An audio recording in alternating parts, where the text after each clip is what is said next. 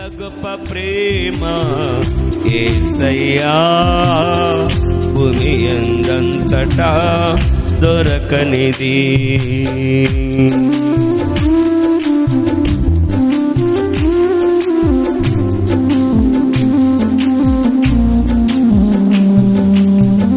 ప్రేమమయుడానికి స్తోత్రం.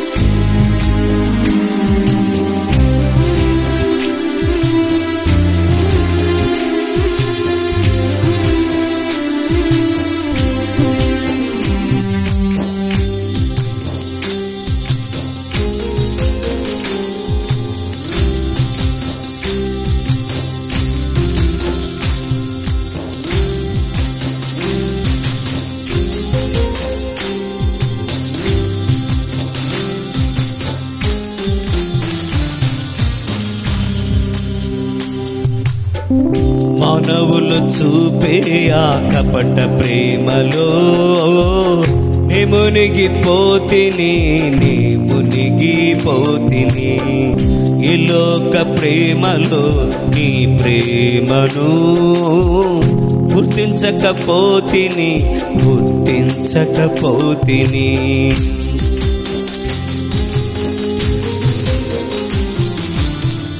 మానవులు చూపే ఆ కపట ప్రేమలో నే మునిగిపోతిని, నీ మునిగిపోతిని. ఈ లోక ప్రేమలో నీ ప్రేమను గుర్తించకపోతిని. అయినా నీ ప్రేమ నన్ను విడువలేదు, అయినా నీ ప్రేమ నన్ను మరువలేదు. ఈ లోకాన్ని జయించుటకు తోడుండుము, ఈ లోకాన్ని జయించుటకు తోడుండుము. నీ ప్రేమ రాజ్యాన్ని ప్రసాదించుము, నీ ప్రేమ రాజ్యాన్ని ప్రసాదించుము. దేవా నా దేవా, నా దేవా, నా ప్రభువా, ఎంత గొప్ప ప్రేమ యేసయ్యా, ఎంతంతటా దొరకనిది. ఎంత గొప్ప ప్రేమ యేసయ్యా, భూమి ఎంతంతటా దొరకనిది. అంతులేని ప్రేమతో పిలచావు నువ్వు, అంతులేని ప్రేమతో పిలచావు నీవు. నీ ప్రేమకై నేను ఏమివ్వగలను, నీ ప్రేమకై నేను ఏమివ్వగలను.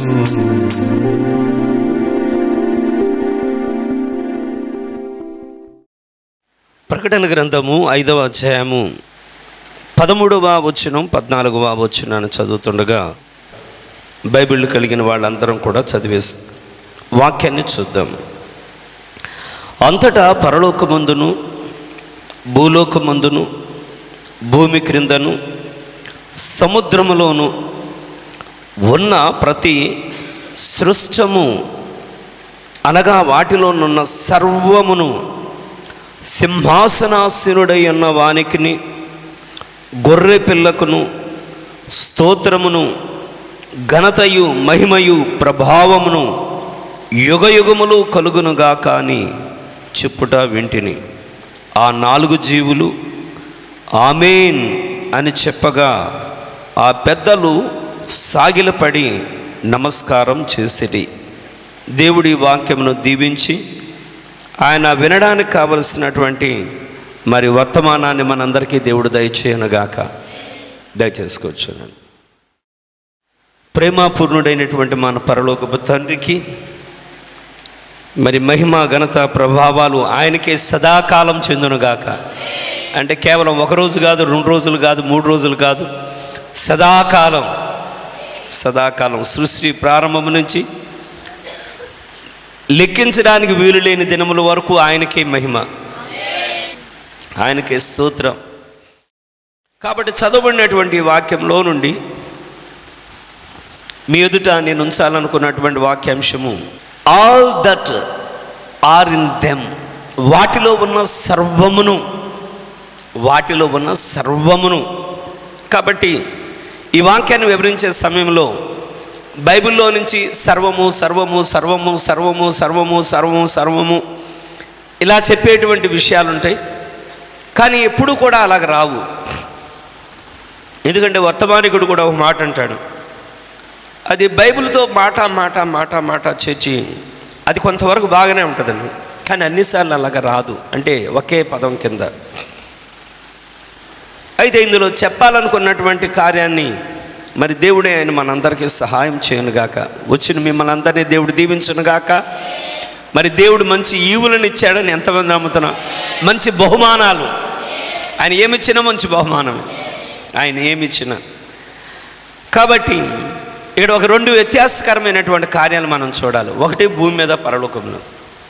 భూమి మీద బాప్తిస్మం ఇచ్చేటువంటి యోహాను లోకపాపములను మోసుకొని పోయే దేవుని గొర్రెపిల్లను చూపించాడు. కానీ పరలోకములో శిష్యుడైన యోహాను, ఆయన రొమ్మును ఆనుకున్న యోహాను, బాప్తిస్మం ఇచ్చేటువంటి యోహాను ఎప్పుడు కూడా యేసుక్రీస్తు యొక్క రొమ్మును ఆనుకోలేదు. కాబట్టి ఎంత దూరంగా నిలబడ్డాడంటే ఆయన చెప్పుల వారిని విప్పడానికైనా నేను యోగ్యుడను కానన్నాడు.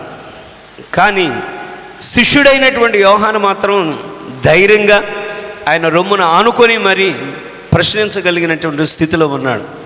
కాబట్టి అలాగా ఒక పురుషుడి రొమ్ముని మీద ఆనుకొని అడగగలిగినటువంటి ధైర్యం బిడ్డల కన్నా ఉంటుంది, లేదా భార్యకైనా ఉంటుంది. కాబట్టి మనం దేవుని పిల్లలము. కాబట్టి మన యజమానుడు ప్రభు అయిన యేసు, ఆయన మన పెండ్లి కుమారుడు. అయితే అలా పోల్చడానికి కూడా కారణం ఉంది. ఎందుకని దేవుడు అలాగా భార్యాభర్తలు గాను, తల్లిదండ్రులు గాను, అన్నదమ్ములు గాను, స్నేహితులు గాను, ఇదంతా కూడా చాలా డిఫరెంట్ అయినటువంటి లవ్ ఉంటుంది. అంటే స్నేహితుల మధ్యన మీరు గమనించండి, ఎప్పుడో ఒకసారి కనపడగానే వాళ్ళ మధ్యలో నుంచి చాలా రోజులైంది నేను చూసే అనేటువంటి, అంటే ఏమేమి మాట్లాడుకున్నా వాటిని జ్ఞాపకం చేసుకుంటారు. అన్నదమ్ముల మధ్యలోనికి వచ్చేప్పటికి మాత్రం వాళ్ళ మధ్యలో నుంచి ఏమంటే మనమంతా కూడా ఒకే తల్లి కడుపును పుట్టామనేటువంటి ప్రేమ వస్తుంది. తల్లి బిడ్డల దగ్గరకు వచ్చేప్పటికి ఏమో ఏదేమైనా సరే నేను కన్నాను కదా అనేటువంటి ప్రేమ వస్తుంది. భార్యాభర్తల దగ్గరికి వచ్చేటప్పటికేమో అందులో నుంచి ఒకే ఒక స్థానం మాత్రం అది భర్తదై ఉంటుంది, ఎలాంటి వాడన్నా కానీ. కాబట్టి ఆ ప్రేమ డిఫరెంట్గా ఉంటుంది. ఇది ఎలా వస్తుందంటే మధ్యలో నుంచి వచ్చేది. కాబట్టి ఈ మధ్యలో నుంచి వచ్చేదానికి ఒకవేళ ఇలా చెప్పి నేను పిల్లల మనసును ఏం పాడు చేయట్లేదు, కానీ పిల్లలు ఒకవేళ చదువుకునే స్కూల్ దగ్గరికి వెళ్ళినప్పుడు వాళ్ళు ఆ పోస్టర్లో ఈ పోస్టర్లో ఆ పేపర్లో ఈ మొక్కలు చూసినప్పుడు, వాళ్ళు హీరో హీరోయిన్ను చూసినప్పుడు వీళ్ళు చిన్నప్పటి నుంచే వీళ్ళ మనసుల్లో నుంచి తలంపులు ఉంటాయి. కాబట్టి వాళ్ళు ఎదగగా స్కూల్ నుంచి కాలేజీకి, కాలేజ్ నుంచి తర్వాత అంటే వాళ్ళ జీవితంలో కూడా ఒకళ్ళు రావాలి, ఆ స్థానం ఎవరికో ఉంటుందనే ఆలోచనతో వాళ్ళు ఎదుగుతారు. మీరు ఆపలేరు, నేను ఆపలేము, ఎవరి పిల్లలైనా. అది సహజమైనటువంటి. ఇది మధ్యలో వాళ్ళు అనుకొని అటాచ్ అయిన తర్వాత ఇది చివరి వరకు నిలబడే కార్యం. అయితే ఎక్కువగా ఎలా ఉంటుందంటే ఇద్దరు వ్యక్తులు పడని వాళ్ళు, ఇద్దరు వ్యక్తులు భార్యాభర్తలు ఎప్పుడు కీచులాడుకునే వాళ్ళు ఉన్నారనుకో, తలకాయలు పట్టుకునే వాళ్ళు ఉంటారు. కానీ ఎప్పుడు మీరు గమనించండి, నాకు తెలిసి నా జీవితంలో నేను మర్చిపోలేని కొంతమంది వ్యక్తులు నాకు తెలుసు. ఎందుకంటే కృష్ణలంకలో అక్కడ మేము పైనుంచి కింద వరకు తాటాకి ఇంటి ఉండేది. ఆ ఇంటిలో నుంచి అద్దెకున్న వాళ్ళు చిన్నప్పుడైనా గుర్తున్నది. అందులో పొడవుగా ఇద్దరు భార్యాభర్తలు ఉండేవాళ్ళు. ఆ భార్యాభర్తలు ఉంటే ఎక్కడికి వెళ్ళినా కూడా వాళ్ళ భార్యలను వెనకాల పెట్టుకుని వెళ్ళేవాడు. చాలా ప్రేమగా ఉండేవాళ్ళు, చాలా ప్రేమగా ఉండేవాడు.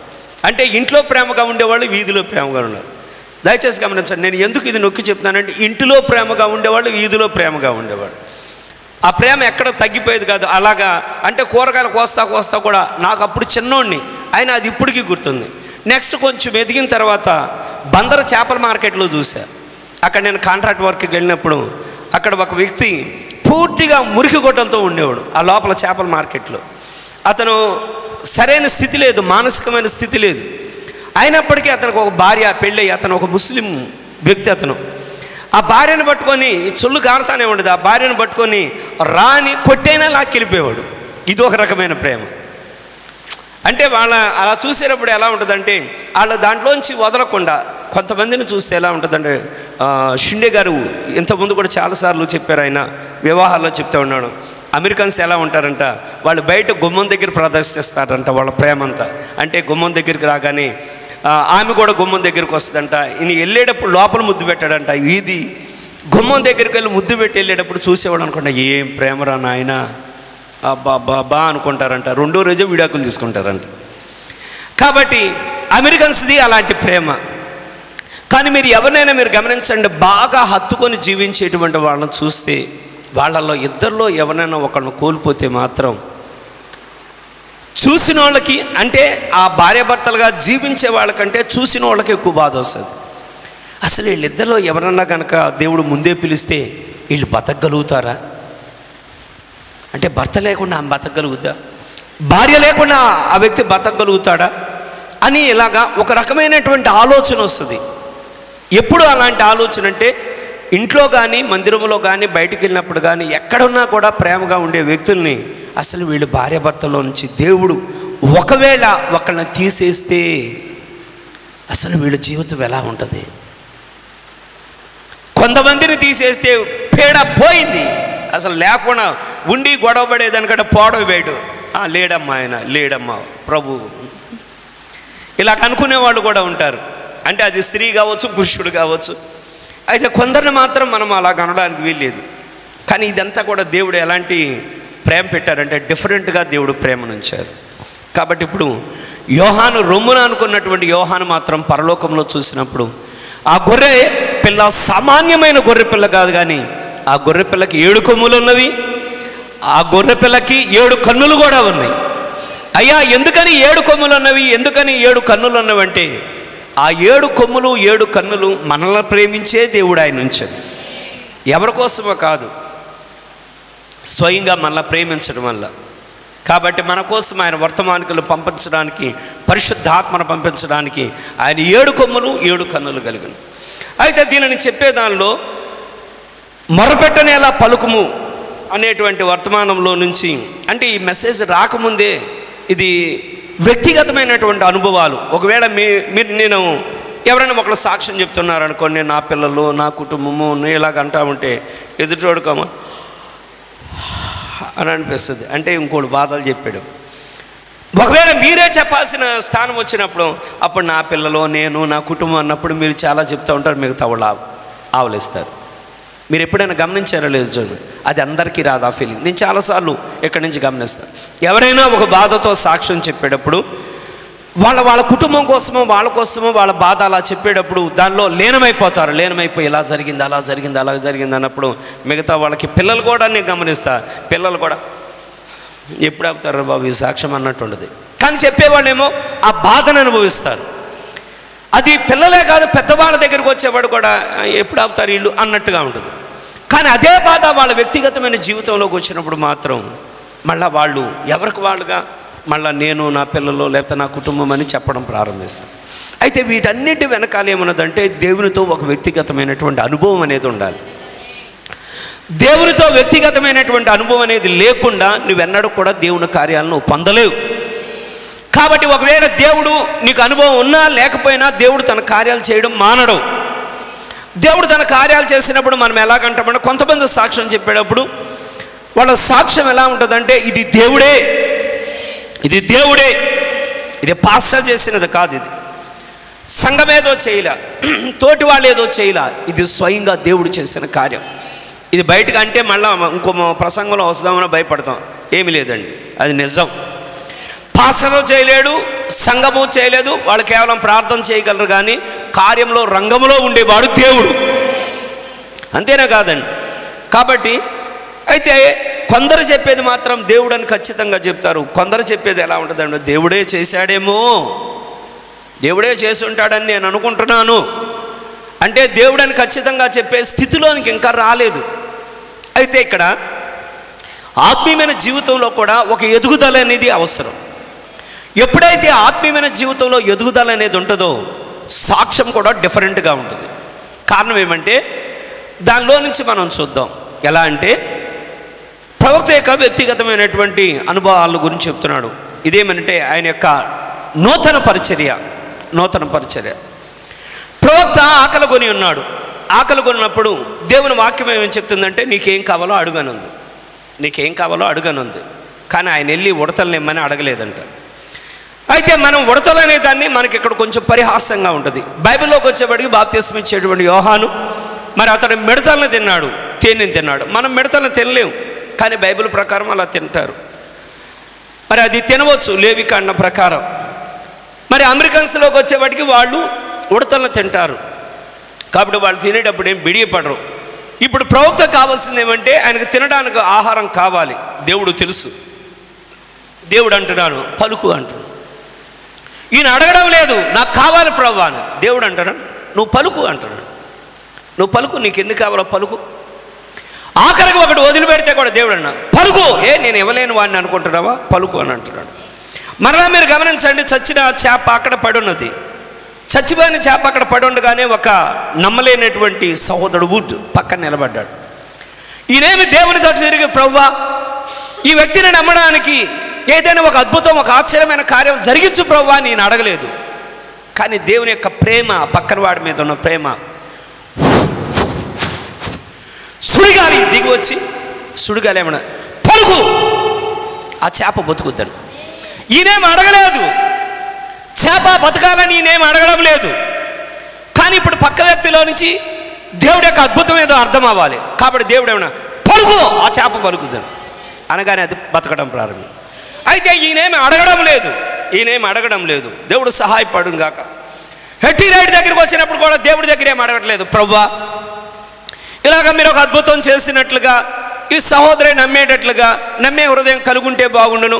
ఆమె ఏం కావాలని ఒకప్పుడు సొలొమోను అడిగినట్లుగా, బర్తిమేయుని అడిగినట్లుగా ఆమెను కూడా ఏం కావాలని మీరు అడిగితే బాగుండు ప్రభువా అని సలహా ఏమి ఇవ్వాల. కానీ దేవుడు ఎదుటి వ్యక్తిని బట్టి ఆయన ఏమన్నా అడుగు, ఆమెని ఏది అడిగితే అది ఇవ్వు. ఇక్కడ దయచేసి గమనించండి, ప్రవక్త కోసం కాదు. ఆమె ఏమన్నదంటే ఈయన చెప్పిన దానికి ఆమెన్ సహోదరా అది వాస్తవం, నువ్వు చెప్పింది వాస్తవం. దేవుడు ఎప్పుడు కూడా ఆయన యెహోవా ఈరే, ఆయన ఇవ్వగలిగిన దేవుడు. కాబట్టి చాలాసార్లు మీరు గమనించండి, విశ్వాసాన్ని గురించి మాట్లాడవచ్చు, విశ్వాసాన్ని గురించి ఎన్నో ప్రసంగాలు వినవచ్చు. కానీ విశ్వాసం దగ్గరకు వచ్చేప్పటికి దాన్ని కలిగి ఉండేవాళ్ళు తక్కువ. కాబట్టి అక్కడ అంతమంది ఉన్నారు, అంతమందిలో నుంచి ఆమె ఏమంటున్నదంటే హెట్టి రైట, ఆమె పేదరాలు, ఆమె కుటుంబంలో చాలా ఉన్నాయి. కానీ ఆమె వదిలిపెట్టింది ఏమంటే విశ్వాసం. ఇప్పుడు ఇదే స్థలంలో నుంచి నేను ఒక్కరి హృదయాన్ని చూడడం లేదు, కానీ ఇక్కడ ఉన్న ప్రతి ఒక్కరి హృదయాన్ని దేవుడు చూస్తున్నాడు.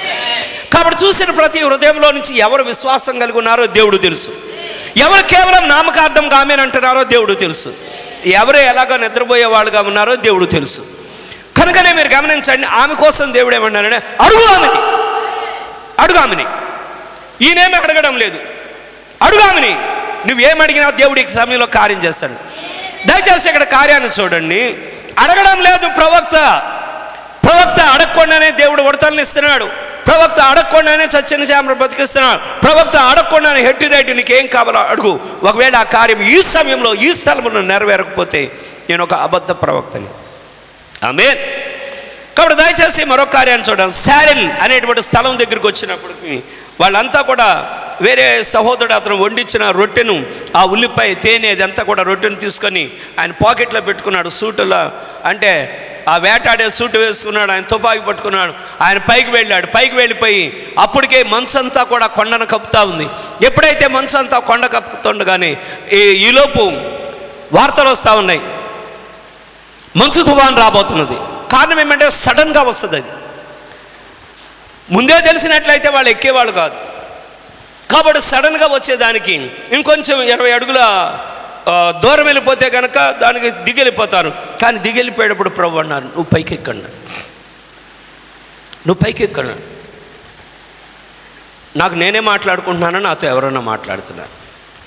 కారణం ఏమనంటే ప్రవక్త అంటున్నాడు నేను మీతో మాట్లాడితే ఎలా ఉంటుందో, మీరు నాతో మాట్లాడితే ఎలా ఉంటుందో సేమ్ అలాగుందట వాయిస్. ఆయన అంటున్నాడు పైకి ఎక్కన్నాడు. ఏంటి ప్రభా ఇప్పుడు అంతా కూడా కారు మేఘాలతో ఉన్నది, మరి ఈ సమయంలో నుంచి నన్ను పైకి ఎక్కమంటున్నావు. ఈయనేం అడగలేదు. కాబట్టి పైకి వెళ్ళగానే ప్రభు అంటున్నారు ఏ మంచు తుఫాను పడుద్ది అంటున్నారు, ఏదైతే మంచుతో ఆవరించి పడిపోయినాయో మేఘాలు, ఒక్కసారి నువ్వు గద్దించు, మొత్తం మేఘాలంతా వెళ్ళిపోయి సూర్యుడు వచ్చాడు. ఈయనేమీ అడగడం లేదు, కానీ ప్రవక్తలో పలికితే నేను నెరవేర్చి చూపిస్తానో లేదు చూడు. కాబట్టి నేను కేవలము గ్రంథంలో ఉన్న దేవుడే కాదు, 2000 సంవత్సరాల క్రితం ఉన్న దేవుడే కాదు, ఇప్పటికీ నేను దేవుణ్ణి. ఎందుకని దేవుడు ప్రవక్త జీవితంలో నుంచి ఆ కార్యాలు జరిగించను. పలుకుతున్నాడు ఆయన, పలకగానే మబ్బులన్నీ తొలగిపోయినాయి, గాలులన్నీ ఎగిరిపోయినాయి, సూర్యుడు ప్రకాశించడం ప్రారంభించాడు. ఆయన అంటున్నాడు, దేవునితో నా వ్యక్తిగతమైనటువంటి అనుభవాలు అనేకములు. దేవుడు ఏం కోరుకుంటున్నారంటే వ్యక్తిగతమైనటువంటి అనుభవాల్లో ఎదుగుదల అనేది ఉండాలి. అనుభవం వేరు, వ్యక్తిగతమైనటువంటి అనుభవాల్లో ఎదుగుదల వేరు. కాబట్టి మనల్ని అడిగితే మనమని ఎప్పుడో దేవుడు ఒక కార్యం చేశాడు. కాబట్టి ఇది చెప్పేటప్పుడు కూడా మనలో ఎలా ఉంటుందంటే ఒక ఉత్సాహంతో, ఒక సంపన్నమైనటువంటి నమ్మకంతో మాట్లాడినట్లు మాట్లాడడం, కానీ ఏదో ఒక నిరుత్సాహంగా. కనుక దయచేసి ఇక్కడ మీరు గమనించండి, మనం ఇక 2 విధాలైనటువంటి కార్యాలు మనం గమనించాలి. అదేమనంటే ప్రకటన 10లో మనం వింటున్నాం, చదువుతున్నాం, బలిష్ఠుడైనటువంటి దేవుని యొక్క దూత విప్పబడిన గ్రంథం, ఏ ప్రకటన 5లో గ్రంథం మూయబడ్డదో, ఆ మూయబడి దేవుని చేతిలో ఉన్న గ్రంథాన్ని ఆయన చేతిలో ఉంచుకోవడానికి ఇష్టం లేదు. కానీ దేవునికి ఏమి ఇష్టం అంటే నా బిడ్డలు ఏం కోల్పోయారో ఆ కోల్పోయిన వాటన్నిటిని నేను ఇవ్వాలి, అన్నింటినీ. కాబట్టి ఎటువంటి ఆశీర్వాదాలు ఇవ్వాలని దేవుడు కోరుకుంటున్నారంటే భూమి మీద ఉన్న సమస్త ఆశీర్వాదాలు, పరలోకంలో ఉన్న సమస్త ఆశీర్వాదాలు, దేవదూతలు కలిగి ఉన్నటువంటి ఆశీర్వాదాలు, అంటే ఏమేమి ఆశీర్వాదాలు కలిగి ఉన్నారో ఆ ఆశీర్వాదాలన్నీ మనకే ఇవ్వాలని దేవుని యొక్క ఆలోచన. కానీ ఆశీర్వాదం పొందడానికి నువ్వు ఒక ఆత్మీయమైన ఎదుగుదల ఉండాలి కదా. ఆత్మీయమైన ఎదుగుదల లేనప్పుడు దేవుడు కరుణించను గాక. కనుక ఇప్పుడు అక్కడ మీరు గమనించండి, ఆయన గ్రంథాన్ని విప్పినటువంటి పరలోకంలోనేమో అది చిన్నది అని చెప్పలేదు, కానీ అది భూమి మీదకి వచ్చినప్పుడేమో చిన్న పుస్తకం అని చెప్పబడుతుంది. పరలోకంలో ఉండగా చిన్న పుస్తకం అని చెప్పలా, కానీ భూమి మీదకి వచ్చిన తర్వాత అది చిన్న పుస్తకం అని రాయబడ్డది. కాబట్టి దాన్ని తీసుకొని తినేయమన్నారు. కాబట్టి తీసుకొని తినేయమంటే ఏదో ఓ పుస్తకాన్ని తీసుకొని ఆయన దానిలో నోట్లో పెట్టి నమిలేయడం కాదు, అది ఈ వాక్యమే.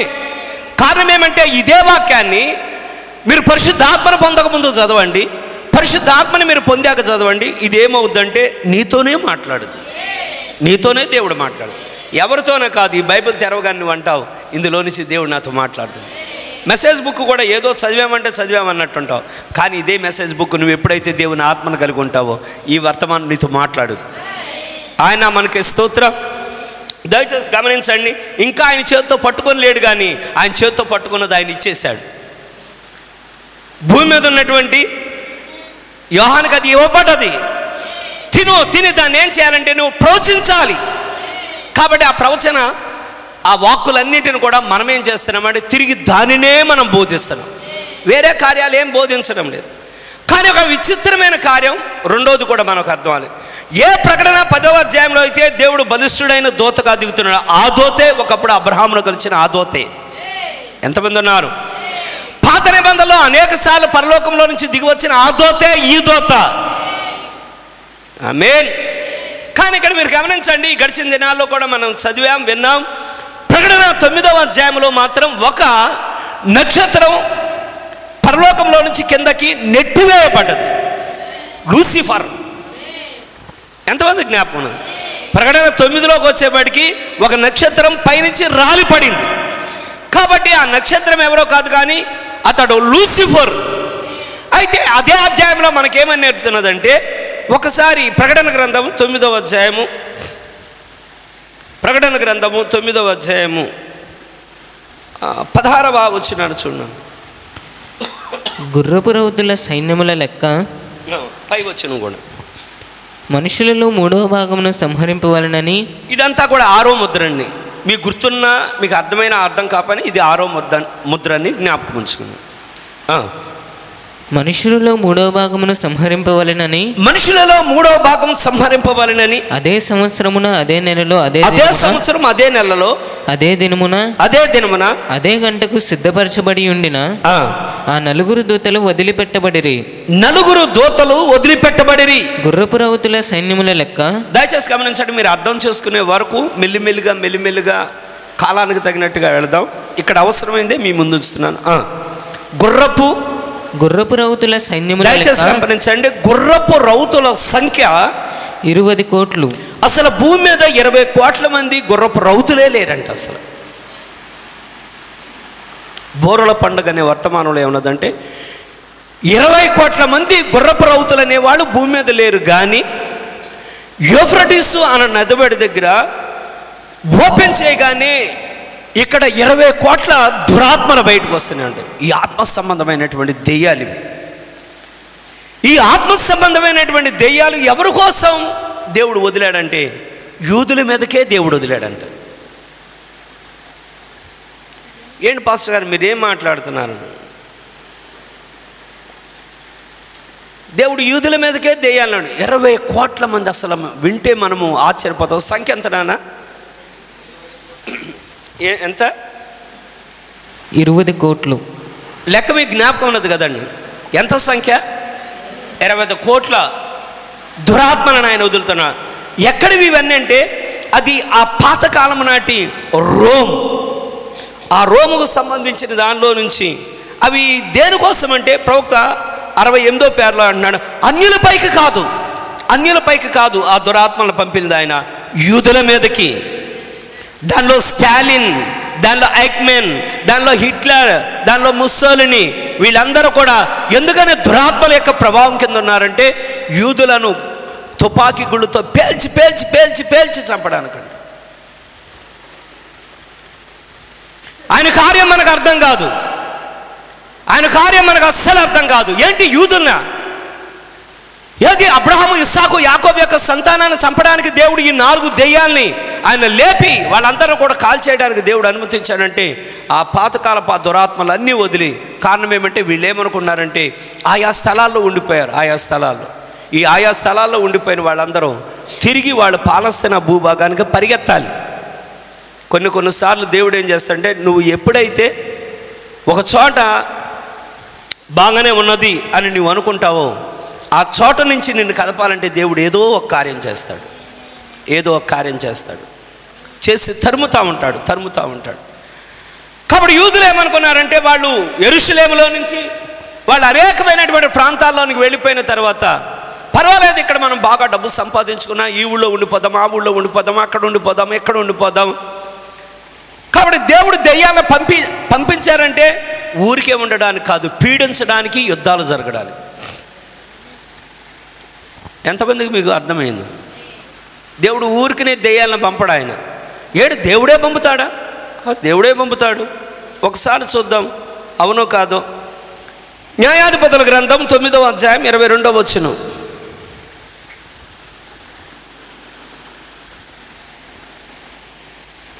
న్యాయాధిపతుల గ్రంథము 9వ అధ్యాయము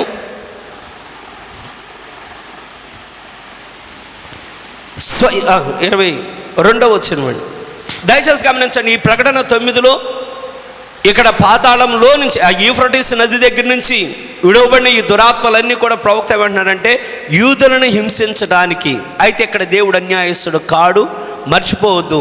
వాళ్ళు హింసించడానికి ఏ దేవుడైతే దురాత్మలు పంపెనో ఆ దురాత్మలు పట్టిన వాళ్ళందరూ కూడా వీళ్ళని చంపి కంచెలకు ఏలాడగట్టారంట. బాగా కాల్చివేసి బూడిద తీసుకొని వెళ్ళి వాళ్ళ పొలాల్లో ఎరువుల కింద చల్లుకుంటే దేవుడు ఇప్పుడు వాళ్ళని చూశాడంట. అయ్యో నా ప్రజలని. మళ్ళా దేవుడు వాళ్ళకి తెల్లని వస్త్రాలు ఇచ్చి పరలోక రాజ్యంలో కూర్చోబెట్టాడని. కారణం ఏమంటే వాళ్ళు హతసాక్షులు. నాదా సత్యస్వరూపి, ఎందాక మా నిమిత్తం తీర్పు తీర్చకుండా ఎందాక ముందు. ఈ గడిచిన దినాల్లో విన్నాం కదా, ముస్సోలినికి ఏ గతి పట్టింది, స్టాలిన్కి ఏ గతి పట్టింది, ఐక్మెన్కి ఏ గతి పట్టింది, హిట్లర్కి ఏ గతి పట్టింది. వాళ్ళ అంతం చాలా ఘోరంగా దేవుడు ముగించాడు. ఎందుకంటే వాళ్ళు చెయ్యేశారు. ముందే దేవుడు చెప్పాడు, నా ప్రజలను తాకితే నా కనుగుడ్డు తాకినట్టే. సౌలుతో దేవుడు అన్నమాట, ఎందుకని నువ్వు నన్ను హింసిస్తున్నావు, నన్ను ఎందుకని బాధ పెడుతున్నావు? తన ప్రజలు బాధ పెడితే దేవుని బాధ పెడ. కాబట్టి ఇక్కడ మనకు తెలియాల్సింది ఏమంటే, నీ సొంత బిడ్డల్ని నువ్వు కొడతావు, నువ్వు సొంత బిడ్డల్ని ఊరికే కొట్టవు. ఊరికే కొడితే నీకు మానసిక పరిస్థితి బాగాలేదని అర్థం. కాబట్టి నీ బిడ్డలు తప్పు చేసినప్పుడు వాళ్ళని కొట్టేది నీవే, మళ్ళీ వాళ్ళ ఓదార్చేది నీవే. తప్పు చేసినా కొట్టలేదంటే అసలు నీ పెంపకంలోనే తప్పు. తప్పు చేసినా కూడా చూసి చూడనట్టుగా నువ్వు ఊరుకొని, ఒకవేళ ఇలా గనక నువ్వు సమర్థిస్తే గనక దేవుడు ఏం చేస్తాడంటే తీర్పు దినాన్ని నిన్ను అడుగుతాడు. నువ్వెందుకని తప్పు చేసినప్పుడు నువ్వు అడగలేదు అని దేవుని దగ్గర తప్పనిసరిగా అడుగుతాడు. ఇది కంపల్సరీ. చదువునానా ఇది న్యాయాధిపతుల గ్రంథం 9వ అధ్యాయం 22వ వచనం. అబీమెలెకు 3 సంవత్సరములు. దయచేసి గమనించండి. అబీమెలెకు 3 సంవత్సరములు 3 సంవత్సరాల వరకు దేవుడు ఏమీ అనలేదు. 3 సంవత్సరాలు ఇశ్రాయేలీల మీద ఏలికై ఉండెను. ఇశ్రాయేలీల మీద ఏలికై ఉండెను. అది దేవుని చిత్తం కాదు. కానీ దేవుడు అలా ఓర్పు పెట్టాడు. కానీ నిన్ను మంచి టైంలో పట్టుకుంటాను ఆగని. అప్పుడు యెరుబ్బయలు 70 మంది కుమారులకు చేయబడిన ద్రోహ ఫలము. చూసారా, 3 సంవత్సరాలు అయ్యే వరకు దేవుడు ఓర్పు పెట్టాడు. కారణం ఏమంటే అతడు చాలా గొప్ప ద్రోహం చేశాడు గిద్యోను కుటుంబానికి. యెరుబ్బయలు అంటే గిద్యోను నరుకువాడు. కాబట్టి గిద్యోను యొక్క కుటుంబానికి చేసినటువంటి ద్రోహాన్ని బట్టి దేవుడు 3 సంవత్సరాల వరకు ఏమి అన్నట్టుగా యోతాము అప్పటికే అన్నాడు, అన్యాయాన్ని మీరు సమర్థిస్తున్నారు, ఒక రోజున మీరు దాన్ని ప్రతిఫలాన్ని మీరు పొందుతారు అన్నాడు. పారిపోయాడు యోతాము. కాబట్టి ఇది 3 సంవత్సరాల వరకు దేవుడు ఓర్పు బట్టి ఇప్పుడు 3 సంవత్సరాల తర్వాత రంగం మీదకి వస్తున్నది కార్యం. ఇప్పుడు దేవుడు వారి మధ్యలోనికి ఒక దెయ్యాన్ని పంపుతున్నాడు. ఈ దెయ్యాన్ని పంపగానే అబీమెలెక్, షెకెం ప్రజలు. కారణం ఏమంటే మీరు గమనించండి, ఒక వ్యక్తి ఒక తప్పు చేసేటప్పుడు నువ్వు దాని పక్కనే ఉండి నువ్వు సమర్థిస్తే నిన్ను కూడా దేవుడు దానిలో లెక్కలోకి చేరుస్తాడు. ఎంతమంది ఉన్నారు? దావీదేం లెక్క చెప్పాడు? యుద్ధమునకు వెళ్ళేవానికి ఎంత భాగము? ఎంతమంది వింటున్నాను? యుద్ధానికి వెళ్ళేవానికి ఎంత భాగము? వాని యొక్క వస్త్రాలకి కావలి కాసేవాడిది కూడా అంతే భాగం. స్టెఫను చంపేటప్పుడు చంపేవాడిది ఎంత భాగమో బట్టల దగ్గర కాపలా కాసిన వాడు సౌలు అనబడిన పౌలు. ఆమేన్. కనుక దయచేసి గమనించండి, ఇప్పుడు వీళ్ళిద్దరూ చేసిన కార్యాన్ని బట్టి వీళ్ళ మధ్యలోనికి దేవుడు దెయ్యాన్ని పంపుతున్నాడు. ఎందుకు దేవుడు దెయ్యాన్ని పంపుతున్నారంటే వీళ్ళిద్దరూ కొట్టుకొని చావాలి. అది దేవుని యొక్క న్యాయం. కనుక దయచేసి ఎప్పుడు కూడా చెడుపక్షంగా నిలబడి మీరు చెడును సమర్థించొద్దు. అది ఒక రోజు కాకపోయినా మరొక రోజు నువ్వు దాన్ని ఎదుర్కోవాల్సి వస్తుంది. చెడుపక్షంగా ఎప్పుడు ఎప్పుడు ఎప్పుడు కూడా నీ బ్రతుకులో నిలబడొద్దు. నేను నిలబడ్డావా ఒకరోజు నువ్వు దాన్ని నీ జీవితంలోనికి నువ్వు అనుభవించాల్సి వస్తుంది. చదువు నాన్న కొంచెం.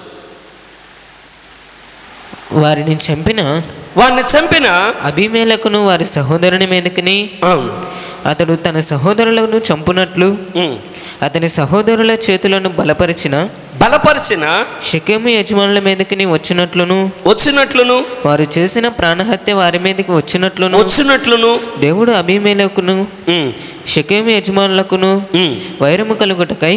వైరము అంటే అప్పటి వరకు వాళ్ళ మధ్యలో గొడవ లేదండి, కావాలని దేవుడు గొడవను పంపుతాడు. వైరం కలుగుటకై వారి మీదకి దురాత్మను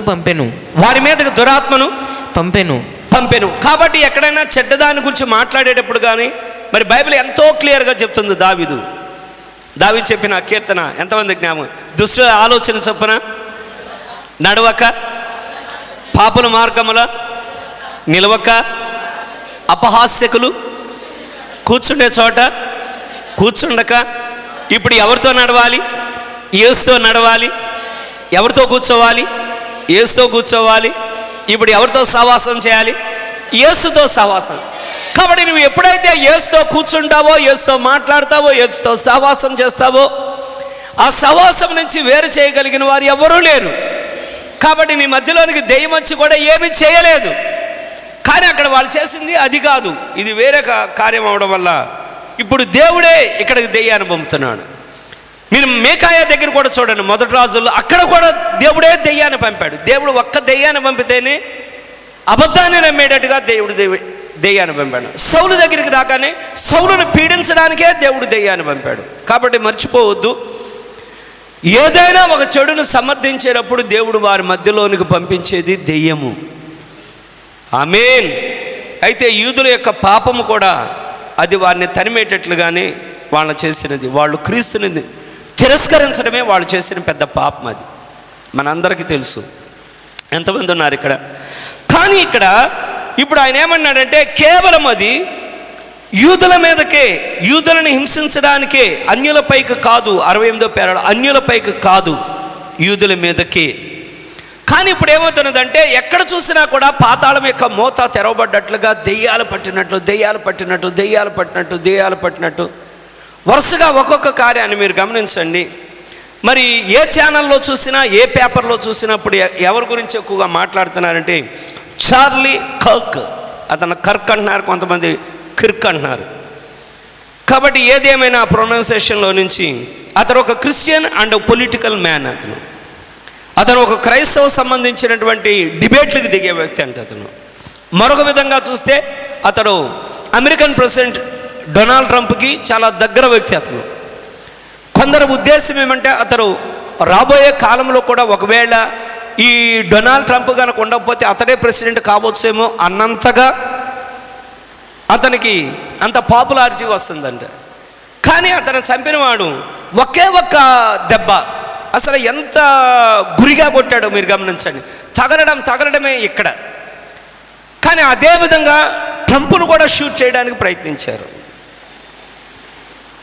ఇక్కడ మీరు గమనించండి, 2017వ సంవత్సరం నుంచి ఒక సంవత్సరంలోనే 40,000 మందిని తుపాకీతో కాల్చి చంపారంట. కనీసం ఒక్క రోజుకి దేశమంతటిలో, అమెరికా దేశమంతటిలో 120 మందినన్నా తుపాకీతో కాల్చి చంపుతారంట. కారణం ఏమంటే ఇప్పుడు మనం మార్కెట్కి వెళ్ళి టమాటాలు కొనుక్కున్నట్టు, మార్కెట్కి వెళ్ళి మనం కూరగాయలు కొన్నట్టు, మార్కెట్కి వెళ్ళి చికెన్ మటన్ ఏదో కొనుక్కున్నట్లుగా వాళ్ళు తుపాకుల దగ్గరికి వెళ్ళిపోయి ఏదో పెన్ను పెన్సిల్ కొన్నట్లుగా నాకు ఈ తుపాకు కావాలండి అన్నాడు. ఓకే తీసేసుకోండి. నాకు ఇది కాదండి పెద్ద జంబో తుపాకీ, నాకు ఇది కావాలండి, తీసుకెళ్ళండి. కాబట్టి ఎవరికి ఇష్టమైన దాని నుంచి నాకు ఒక 1/2 డజన్ తుపాకీలు కావాలి, ఏది నీ ఆధార్ కార్డు, అట్లా 2-3 అడిగి పర్లేదు పట్టుకెళ్ళిపోను. ఇలా పట్టుకెళ్ళిపోవడంలో ఒకవేళ మనకి వినటానికి ఆశ్చర్యంగా అనిపించవచ్చు, బ్రదర్ బ్రానమ్ దగ్గర కూడా తుపాకులు ఉన్నాయి. మీకు జ్ఞాపకం ఉందో లేదో, అమెరికా దేశంలో ఏ దేశంలో లేని విధముగానే అమెరికా దేశంలో ఎక్కువగా తుపాకులు ఉంటాయి. అందుకనే మీరు ఆయన లైఫ్ స్టోరీ కానీ దానిలోని చదివేటప్పుడు ఏమవుతుందంటే తనని ఆయన ప్రశ్నల జవాబుల్లో చెప్తాడు ఆయనకి ఎంత కోపం ఉందో. తనని కొంతమంది పిల్లలు నడి రోడ్డు మీద ఒక ఆడపిల్ల బ్యాగ్ పట్టుకొని వెళ్ళే సమయంలోంచి పట్టుకొని క్యాంటకి కుంక అని తన్నినోళ్ళు తన్నినట్టుగా కాకుండా తన్నారు. ఇక లైఫ్లో మీ దగ్గరికి రానన్నాడు. కారణం ఏమిటో తప్పించుకోవడానికి పారిపోయాడు ఆయన. పారిపోయి ఇంటికి వెళ్ళి మనం చాలాసార్లు ఆయన ఇంటిని గురించి విన్నాం. ఆయనకు తినడానికి భోజనం లేదు, రుద్దుకోవడానికి సబ్బు లేదు, తలకు దిండు లేదు, కానీ ఇంట్లో తుపాకు ఉంది. అది తుపాకు నాగరికత వాళ్ళది. కాబట్టి ఆయన ఇంట్లో తుపాకు ఉన్నది కాబట్టి ఆ తుపాకు తీసుకొని రావడం ఈ స్కూల్కి వెళ్ళేవాడిని ఒక్కొక్కడిని పట్టుకొని, అరే నేను వెళ్ళేటప్పుడు నన్ను కొట్టారు కదా, ఏది ఒక్కడో మీలో ఎవరున్నారో ఒక మగవాడు వచ్చి నిలబడండి అన్నాడు. నిక్కర్లన్నీ కూడా పాడైపోయినాయి అంట, మామూలుగా లేవు, తడిచి ముద్ద అయిపోయింది. ఇక ఎలా ఉంటుందో మీరు గమనించండి. ప్రాణాలు ఎగిరిపోవడమే, మామూలుగా పరిగెత్తలేదు, దిక్కుకొకడు పరిగెత్తాడంట. అప్పుడు నవ్వుకున్నాడంట అమ్మయ్య అని. తుపాకీ తీసుకొని అప్పుడు నవ్వుకున్నాడు. చచ్చిపోయేవాడు నాకు దొరికినట్లయితే పొండి కొంకలారా. ఎందుకంటే ఇంతకుముందు వాళ్ళేమన్నారు, క్యాంట్కి కుంక అన్నారు. కారణం ఏమంటే ఇప్పుడు ఆయనకి ఒక పిల్లవాళ్ళు ఎలాగైనా మీరు గమనించండి, 2 పిల్లలు కొట్టుకునే సమయంలో ఇలా కొట్టగానే కొట్టలేకపోయినా ఎటో గట్టో చూసి ఇట్లా అంటాడు. అంటే తన హృదయంలో నుంచి ఏమనంటే అలాగ అనకపోతే కనుక మళ్ళీ అవతలాడు తన్నాడు అనుకో, తన్నిన తర్వాత తిరిగి అనకపోయినా పళ్ళు అనడమో కళ్ళు అనడమో, అంటే మనసులో ఏమంటే సాటిస్ఫై అవ్వాలి ఇతడు. కాబట్టి చిన్నతనాన్ని బట్టి ప్రవక్త కూడా అక్కడ అలాగా కాల్ చేశాడు. ఆఖరికి మీరు గమనించండి, కుక్కను చంపిన వాడి విషయంలో కూడా అలాగే తుపాకీతో చంపేద్దాం అనుకున్నాడు. ఇంకా చెప్పాలనుకుంటే ఆయనగా అదే అమెరికా దేశంలో తమకు తాముగా చచ్చిపోయేవాళ్ళు సుమారుగా 23,000 మంది తమకు తామే షూట్ చేసుకొని చచ్చిపోతున్నారు గన్నుతో. సులువుగా ఉంది. ఏదైనా ప్రాబ్లం వచ్చింది, ఏదైనా ప్రాబ్లం రాగానే బతకడం ఎందుకు ఇలాంటి బ్రతుకు, కాబట్టి చచ్చిపోతాం అనుకున్నా తుపాకీని తీసుకొని వాళ్ళు అలాగా ట్రిగ్గర్ నొక్కి చచ్చిపోతున్నారు. కొంతమంది మిస్ఫైర్ అయిపోయి చచ్చిపోతున్నారట తుపాకీని తీసుకొని. మన ఇండియాలో కూడా అలా జరిగింది. జస్ట్ అట్లాగా గన్ లోడ్ చేస్తా ఇలా చెక్ చేసేటప్పుడు కాళ్ళు ఇలా గనగానే ఆయన కాళ్ళు చీరిగిపోయింది కూడా తుపాకీ వల్లే. తనకు తానుగా షూట్ చేసుకొని భార్య బిడ్డ చనిపోయినప్పుడు కూడా ఆయన తుపాకీ వాడుతున్నాడు. తుపాకీతోనే పేల్చుకొని చచ్చిపోదాం అనుకున్నాడు. ఒకసారేమో కరెంటు వైర్లు పట్టుకుందాం అనుకున్నాడు, ఇంకోసారి తుపాకీతో. కారణం ఏమంటే ఇప్పుడు అమెరికా దేశంలో నుంచి వచ్చిన ఈ దురాత్మలన్నీ, ఇతను పూర్తిగా క్రిస్టియన్ కాదు, ఇతను అంటే క్రిస్టియానిటీ తరపునే మాట్లాడిన ఇతడు పొలిటికల్ విషయాల్లో కూడా కొంచెము దానిలో కలిసిన వ్యక్తి. అయితే ఇక్కడ మీరు గమనించండి, ప్రవక్త కూడా అంటాడు అబ్రహాం లింకన్ని గన్నుతోనే షూట్ చేసి చంపారు. దేనికని అబ్రహాం లింకన్ గన్నుతో షూట్ చేసి చంపారంటే, అబ్రహాం లింకను నల్లజాతి వాళ్ళని బానిసలుగా అమ్ముతూ ఉంటే ఆయన చిన్నప్పుడే అనుకున్నాడంట, ఒక్కసారిగా చేతులు చరుచుకొని ఈ బానిసత్వ సంఖ్యల నుంచి ఒకరోజున ఈ దేశాన్ని నేను విడిపిస్తానన్నాడు. కానీ దానికోసమే అతను నిలబడ్డాడు.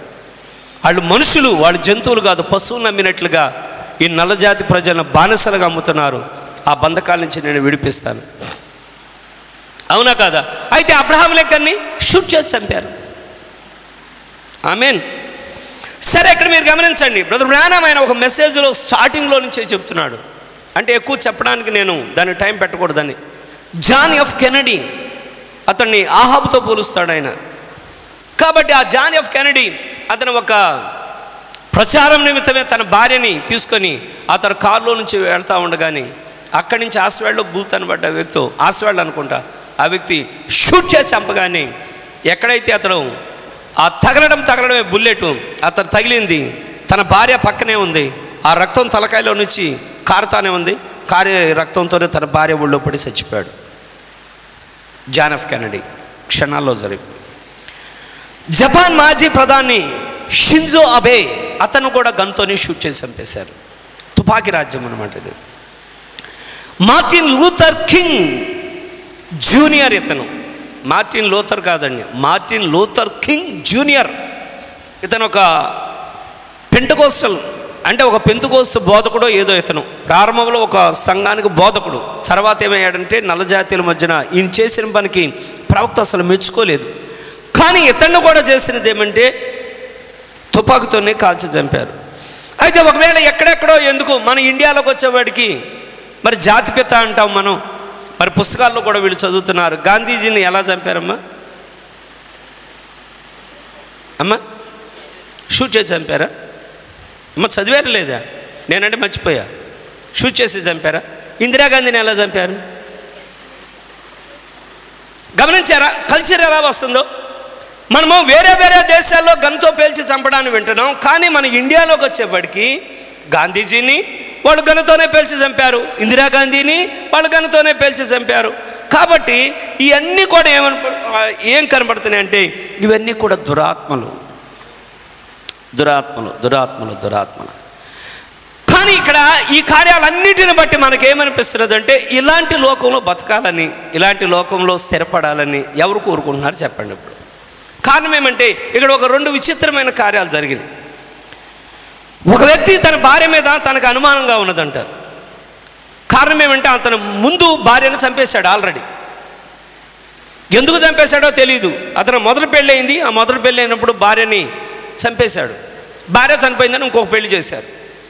కాబట్టి ఈ 2 రోజుల క్రితమే జరుగుతున్న కార్యాలు ఇవి. భార్య చనిపోయింది కదా అని ఇంకొక వ్యక్తిని పెళ్లి చేసేప్పటికీ ఆ పుట్టిన పిల్లవాడు గురించి 8 నెలల బిడ్డ కాబట్టి ఆ 8 నెలల బిడ్డను చూడగానే తనకేమనిపిస్తుందంటే వీడు నాకు పుట్టినవాడు కాదు, వీడు ఎవడికో పుట్టాడు, ఎవరి వల్లనో ఈమె కన్నది కానీ నా వల్ల ఈ బిడ్డను కనలేదని ఆ భార్య చూస్తూ ఉండగానే ఒక టబ్బు లాంటి దాంట్లో నీళ్లు పోసి అందులోకి ఆ బిడ్డ యొక్క మెడ పట్టుకొని అందులో ముంచి చంపేశాడు. ఇది ఎక్కడ జరుగుతుందో డైరెక్ట్గా జరుగుతుంది. ఇప్పుడు తుపాకీ లేకుండానే చంపుతున్నారు. సరే, ఇంకొక వ్యక్తిని నేను అతని గురించి విన్నాను, చదివాను డైరెక్ట్గా. ఈ 2-3 రోజుల నుంచి ఎంత దారుణంగా ఉందో చూడండి. ఇంకొక వ్యక్తి, ఒక డ్రైవర్ ఉన్నాడు. ఆ డ్రైవర్ ఎప్పుడు కూడా ఇంటి దగ్గర ఉండడు, ఆయన డ్యూటీలకు వెళ్తాడు. భార్య యొక్క నడవడికి బాగలేదంట. భార్యతో చెప్పాడంట, జాగ్రత్త. అతను చూడటమే చాలాగా, అతనే ఈ ఎర్రచందనం వీరప్పన్ లాగా ఉన్నాడు. మేసాలు ఇలా పెట్టుకుని ఉన్నాడు ఆయన. భార్య ప్రవర్తన బాగాలేదు, ఆమెకి హెచ్చరిక చేశాడంట, జాగ్రత్త, ఇప్పుడు వరకు నువ్వు ఎలా బతికావు, ఇక గనక నిన్ను చూశానని నేను చంపేస్తాను అన్నాడు. భర్త కిందే ఉన్నాడంట, మేడ మీద ప్రియుని కలుసుకున్నదంట. అది అతను తెలిసింది. భర్త కిందే ఉన్నాడు అంటే తెగించేసింది ఆమె, తెగించేసింది, భయం అనేది లేదు.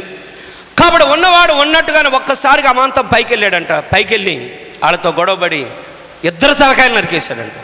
ఇద్దరు తలకాయలు నరికేసి 2 తలకాయలు తీసుకుని ఒక సంచిలో పెట్టుకొని వెళ్ళడమే పోలీస్ స్టేషన్కి వెళ్ళి వీళ్ళిద్దరు తలకాయలు నరికేసింది నేనే, వీళ్ళిద్దరూ ఇలాంటి పనులు చేస్తున్నారని సరెండర్ అయిపోయాడు.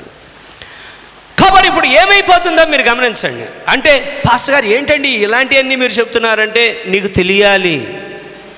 ఏం తెలియనట్లుగా మనము ఉండడానికి కాదు ఈ కాలం. 2 రోజుల క్రితం రాత్రి కూడా నేను గమనించాను.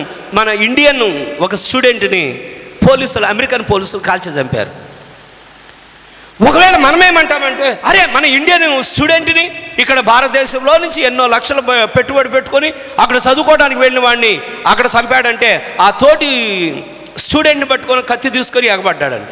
ఇతను ఎప్పుడైతే కత్తి తీసుకొని ఎగబడ్డాడో వాళ్ళ పోలీసులు రావడమేనారంట, పెట్టు కింద దాన్ని నైఫ్ కింద పెట్టాను. నైఫ్ కింద పెట్టంటే కూడా మాట వింటాం లేదని, నైఫ్ కింద పెట్టంటే కూడా మాట వింటాం లేదని టప్ టప్ టప్ షూట్ చేసి చంపేశారు. కాబట్టి వాళ్ళకి ఒక ఎవిడెన్స్ అనేది దొరికింది. ఇప్పుడు గమనించండి, ఎందుకు ఎక్కడెక్కడ ఎలా చంపుతున్నారు అనే దానికి. ఇప్పుడు వీళ్ళు విద్యార్థుల మధ్యన గొడవ ఏంటి? షెకెం ప్రజల విషయంలో ఏంటి? సౌలు దగ్గర ఏంటి? ఇజ్రాయేల్ ప్రజల విషయంలో. కారణం ఏమంటే, ఈ పాతాళంలో ఉన్న దురాత్మలు అన్నీ కూడా అధికమైపోయి ఇప్పుడు భూమి మీద గొప్ప పోరాటాన్ని కొనసాగిస్తున్నాయి. దేవుడు కరుణించునుగాక. వాటిలో ఉన్న సర్వమును, all that are in them, వాటిలో ఉన్న సర్వమును పరలోకంలో దేవుని స్తుతిస్తూ ఉన్నారు. ఎవరి కోసం? ఇక్కడ వివరం గమనించండి. పరలోకము, వాటిలో ఉన్న సర్వమును అంటే శరాపులే కానీ, కెరూబులే కానీ, పెద్దలే కానీ, వాటన్నినే కానీ, సూర్యుడే కానీ, చంద్రుడే కానీ, నక్షత్రములే కానీ, పరలోకము అంటే విమోచనను బట్టి అక్కడ ఏం జరుగుతున్నదంటే, ఒకప్పుడు ఇవి లేవు. ఏ దేనిలో హత్య లేదు, ఏ దేనిలో పాపం లేదు, ఏ దేనిలో అసూయ లేదు, ఏ దేనిలో ప్రతీకారం లేదు. కానీ ఎప్పుడు కూడా ప్రవక్త నొక్కి ఏం చెప్తాడంటే, ఒక్క వాక్యాన్ని నమ్మకపోవడం వల్ల అంట. ఒక స్త్రీ యొక్క పాపం వాక్యాన్ని నమ్మకపోవడం వల్ల. ఒకవేళ అక్కడ అలా చేస్తే, ఈరోజు నువ్వు వాక్యాన్ని నమ్మకపోతే, ఒకవేళ నువ్వు పైకి ఆమెను అనవచ్చు కానీ ఆ మాట కట్టుబడి లేకపోతే, ఒకసారి 148వ కీర్తనలు 148వ కీర్తన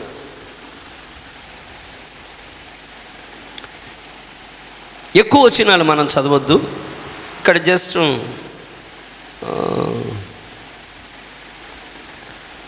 3, 4, 5 చదువుదాను. సూర్యచంద్రులారా ఆయనను స్తుతించుడి, కాంతిగల నక్షత్రములారా మీరందరూ ఆయనను స్తుతించుడి, పరమాకాశములారా ఆకాశాన్ని కూడా, పైనున్న జలములారా అంటే దేవుడు దేన్ని వదిలిపెట్టలా, నువ్వు స్తుతించాల్సిందే. ఆమేన్. ఆ కార్యం ఆయన తప్ప చేయగలిగిన వాడు ఎవడూ లేడు. ఇప్పుడు ఎవరిని, ఆకాశాలు ఎవరిని స్తుతించాలి? సూర్యుడు ఎవరిని స్తుతించాలి? చంద్రుడు ఎవరిని స్తుతించాలి? కాబట్టి పైన మేఘాలు ఎవరిని స్తుతించాలి? చెట్లు ఎవరిని స్తుతించాలి? కాయలు ఎవరిని స్తుతించాలి? అంటే ఈ భూమి మీద ఉన్న జంతువులు ఎవరిని స్తుతించాలి? ఆయనే స్తుతికి పాత్రుడు, ఆయనే సర్వమును ఆయనే. ఓ ప్రభువా, నీవే వీటన్నింటిలో నుంచి మమ్మల్ని కాపాడేవాడవు నీవే. ఈర్ష్యలో నుంచి కాపాడావు, ద్వేషంలో నుంచి కాపాడావు, ప్రతీకారంలో నుంచి కాపాడావు, చెడులో నుంచి కాపాడావు, చెడుతనంలో నుంచి మమ్మల్ని కాపాడావు. మేమందరం కూడా ఉగ్రతకి పాత్రులము. ఆమేన్.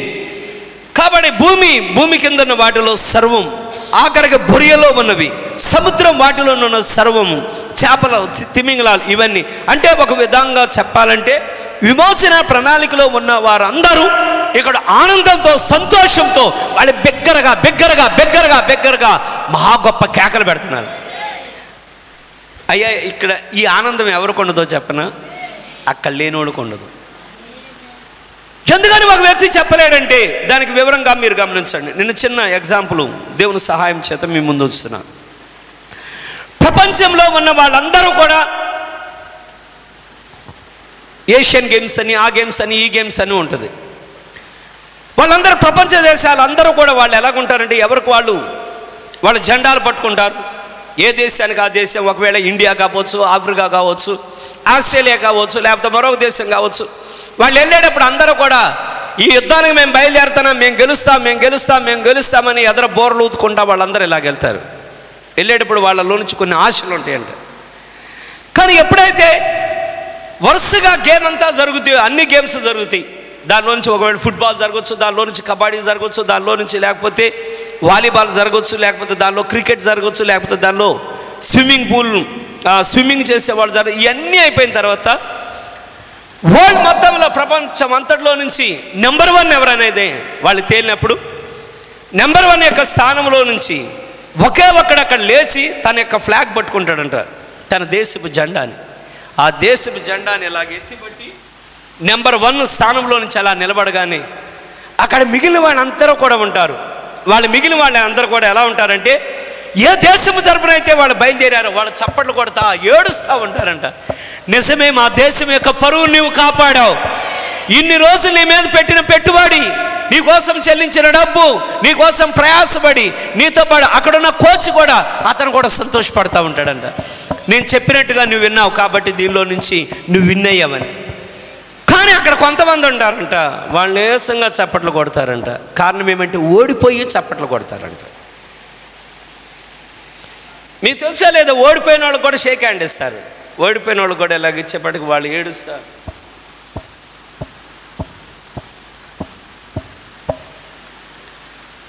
దేని నిమిత్తమే అంటే వాళ్ళకి దానిలో ఉన్న దాన్ని వాళ్ళు కోల్పోయారు. కానీ పరలోకంలో ఉన్న వాళ్ళు కోల్పోలేదు. కానీ ఓ ప్రభువా నీకే స్తోత్రం, మేమేమై ఉన్నామంటే వాటన్నిటిని కూడా మేము పొందుకొని ఉన్నాం. మరి చర్చికి వచ్చినప్పుడు ఇలాంటి ఆనందం నీలో కలగలేదంటే ఏమనాలి? చర్చిలోకి వచ్చినప్పుడు దేవుడు చేసినటువంటి ప్రేమతో కూడిన కార్యాలకి నీ గుండెల్లో ఒక సంతోషం, ఒక ఆనందం, ఒక ఉత్సాహం, ఒక ఉజ్జీవం రావడం లేదంటే నువ్వు ఎక్కడున్నావు అనుకోవాలి, ఎందులో ఉన్నావు అనుకోవాలి? దేవుడు కరుణించను కాదు. కారణం ఏమంటే అది వారికి సంబంధించింది కాదు. మీరేమన్నా అనుకోండి, ఎవరికి సంబంధించిందో ఇప్పుడు మనం వినే దానిలో నుంచి ఒకవేళ మన పట్ల ఒక కార్యం జరిగితే ఎవరి పట్ల జరిగిందో వాళ్ళకి ఆనందం ఉంటుంది. వాళ్ళు చెప్పేటప్పుడు కూడా ఇలా దేవుడు నా పట్ల చేశాడు, ఇది వ్యక్తిగతమైన అనుభవం అంటాం. జరగని వాళ్ళు ఎలా ఉంటారంటే అది వాళ్ళది కాదు. అదేవిధంగా ఆ పరలోకంలో ఉన్న సంతోషంలో విమోచింపబడ్డ వారు అక్కడ ఉన్నారు. ఆ విమోచనలో నేను భాగం, ఆయనలో నేను భాగం, ఆయన గ్రంథంలో నేను భాగం, ఆయన వాక్యంలో నన్ను భాగస్తులుగా చేశాడు. ఆమేన్. ఆయన వధువులో నేను ఒక భాగం. సరే, మీరు ఇక్కడ మరొక కార్యాన్ని గమనించండి. మీరే చూడండి, సొలొమోను అప్పటి వరకు ఎలాగున్నాడంటే చాలా బలహీనంగా ఉన్నాడు. అదోనియాతో ఉన్న వాళ్ళందరూ కూడా అతను చాలా పండుగ జరుపుకున్నాడు. అదోనియా, యోవాబు, మిగిలిన వారందరినీ అతను తగిన పాస్టర్లను తీసుకెళ్ళి వెళ్ళి అతను మేకల్ని, ఎడ్లని, వాటి అన్నిటిని కోసి మనం ఒక రాజ్యాన్ని స్థాపించబోతున్నాం కాబట్టి మనకు ఒక గవర్నమెంట్ రాబోతున్నది. ముసలివాడైనటువంటి మా తండ్రి దావీదు ఎలాగో అతను పరిచర్య ముగించబడ్డది, అతను ఎంత దుప్పట్లు కప్పినా అతను ఎలాగో లేవడం లేదు. కాబట్టి నెక్స్ట్ కింగ్ ఎవరంటే నేనంటే నువ్వే కాబోయే కింగ్ అంటున్నాను. కానీ వీళ్ళు ఎప్పుడైతే ఇలాగంటున్నారో బిగ్గరగా కేకలు వినబడుతున్నాను, బిగ్గరగా జయోత్సవాలు వినబడుతున్నాయి, నేల అదిరిపోతున్నదండ. వీళ్ళు తినే భోజనం ఆపారు, తినే ఆ విందు ఆపేశారు. ఏంటి కేకలు వినబడుతున్నాయి, ఏంటి సంతోషంగా ఆనందంతో కేకలు వినబడుతున్నాయి అంటే, నువ్వేమో అవుతావు అవుతావు అవుతావు అవుతావు. ఆల్రెడీ అక్కడ సొలొమోను రాజు అయిపోయాడు. సొలొమోనుకి పట్టాభిషేకం అయిపోయినది. కాబట్టి అక్కడ ఉన్నటువంటి ప్రధాన యాజకుడు వెళ్ళాడు, అతని అభిషేక తైలం పోసాడు, అతని మీద కిరీటం పెట్టాడు, రాజు యొక్క వాహనం మీద అతను కూర్చున్నాడు. కాబట్టి జనులంతా కూడా వాడు బాకాలు ఊదుతున్నారు, భూమి దద్దరెళ్ళిపోయేటట్లుగా చిరకాలం జీవించుదుగాక అంటున్నారు. అనగానే వీళ్ళ పరిస్థితి ఎలాగైపోయిందంటే, ఇక ఆనందం లేదు, సంతోషం లేదు, ఎవరికి వాళ్ళ ముఖాలు నీరసంగా పారిపోయినట్టు వచ్చారు. ఎందుకని వాళ్ళు ఆనందించలేకపోయారు? నా సహోదరుడు, నా సహోదరి, ఎందుకని కొంతమంది క్రైస్తవులు ఆనందించలేరంటే, నీవందులో భాగమై ఉంటే కనుక నువ్వు ఆనందించగలుగుతావు. నీవందులో భాగం కాకపోతే నిన్నెంత చెప్పి ప్రోత్సహించినా, చెప్పేవాడు నోరెండిపోద్ది, చెప్పేవాడు గుండె పగిలిపోద్ది, కానీ నిన్ను మాత్రం సంతోషపెట్టడం ఎవరి వల్ల కాదు. అదంతే. ఎంతమందికి అర్థమవుతుందో? అర్థమైన వాళ్ళు ఎంత చెప్పినా కూడా ఆమెన్ చెప్పట్లా. ఆమెన్. దయచేసి ఇక్కడ మీరు గమనించండి, చాలా జాగ్రత్తగా గమనించాల్సిన విషయం అంట. నీకు చదువున్నా చదువు లేకపోయినా, నువ్వు కనుక బ్రైడ్ అయితే, మనం మరణంలో నుంచి జీవంలోనికి దాటి ఉన్నామని నీకు తెలియాలంట. దేనిలో నుంచి? తప్పనిసరిగా హెబ్రీలకు రాసిన పత్రిక ఏమని చెప్తుందంటే, ప్రతి మనుషుడు, బ్రతికిన ప్రతి మనుషుడు చనిపోవాలి, చనిపోయిన ప్రతి మనుషుడు తీర్పులోనికి వెళ్ళాలి.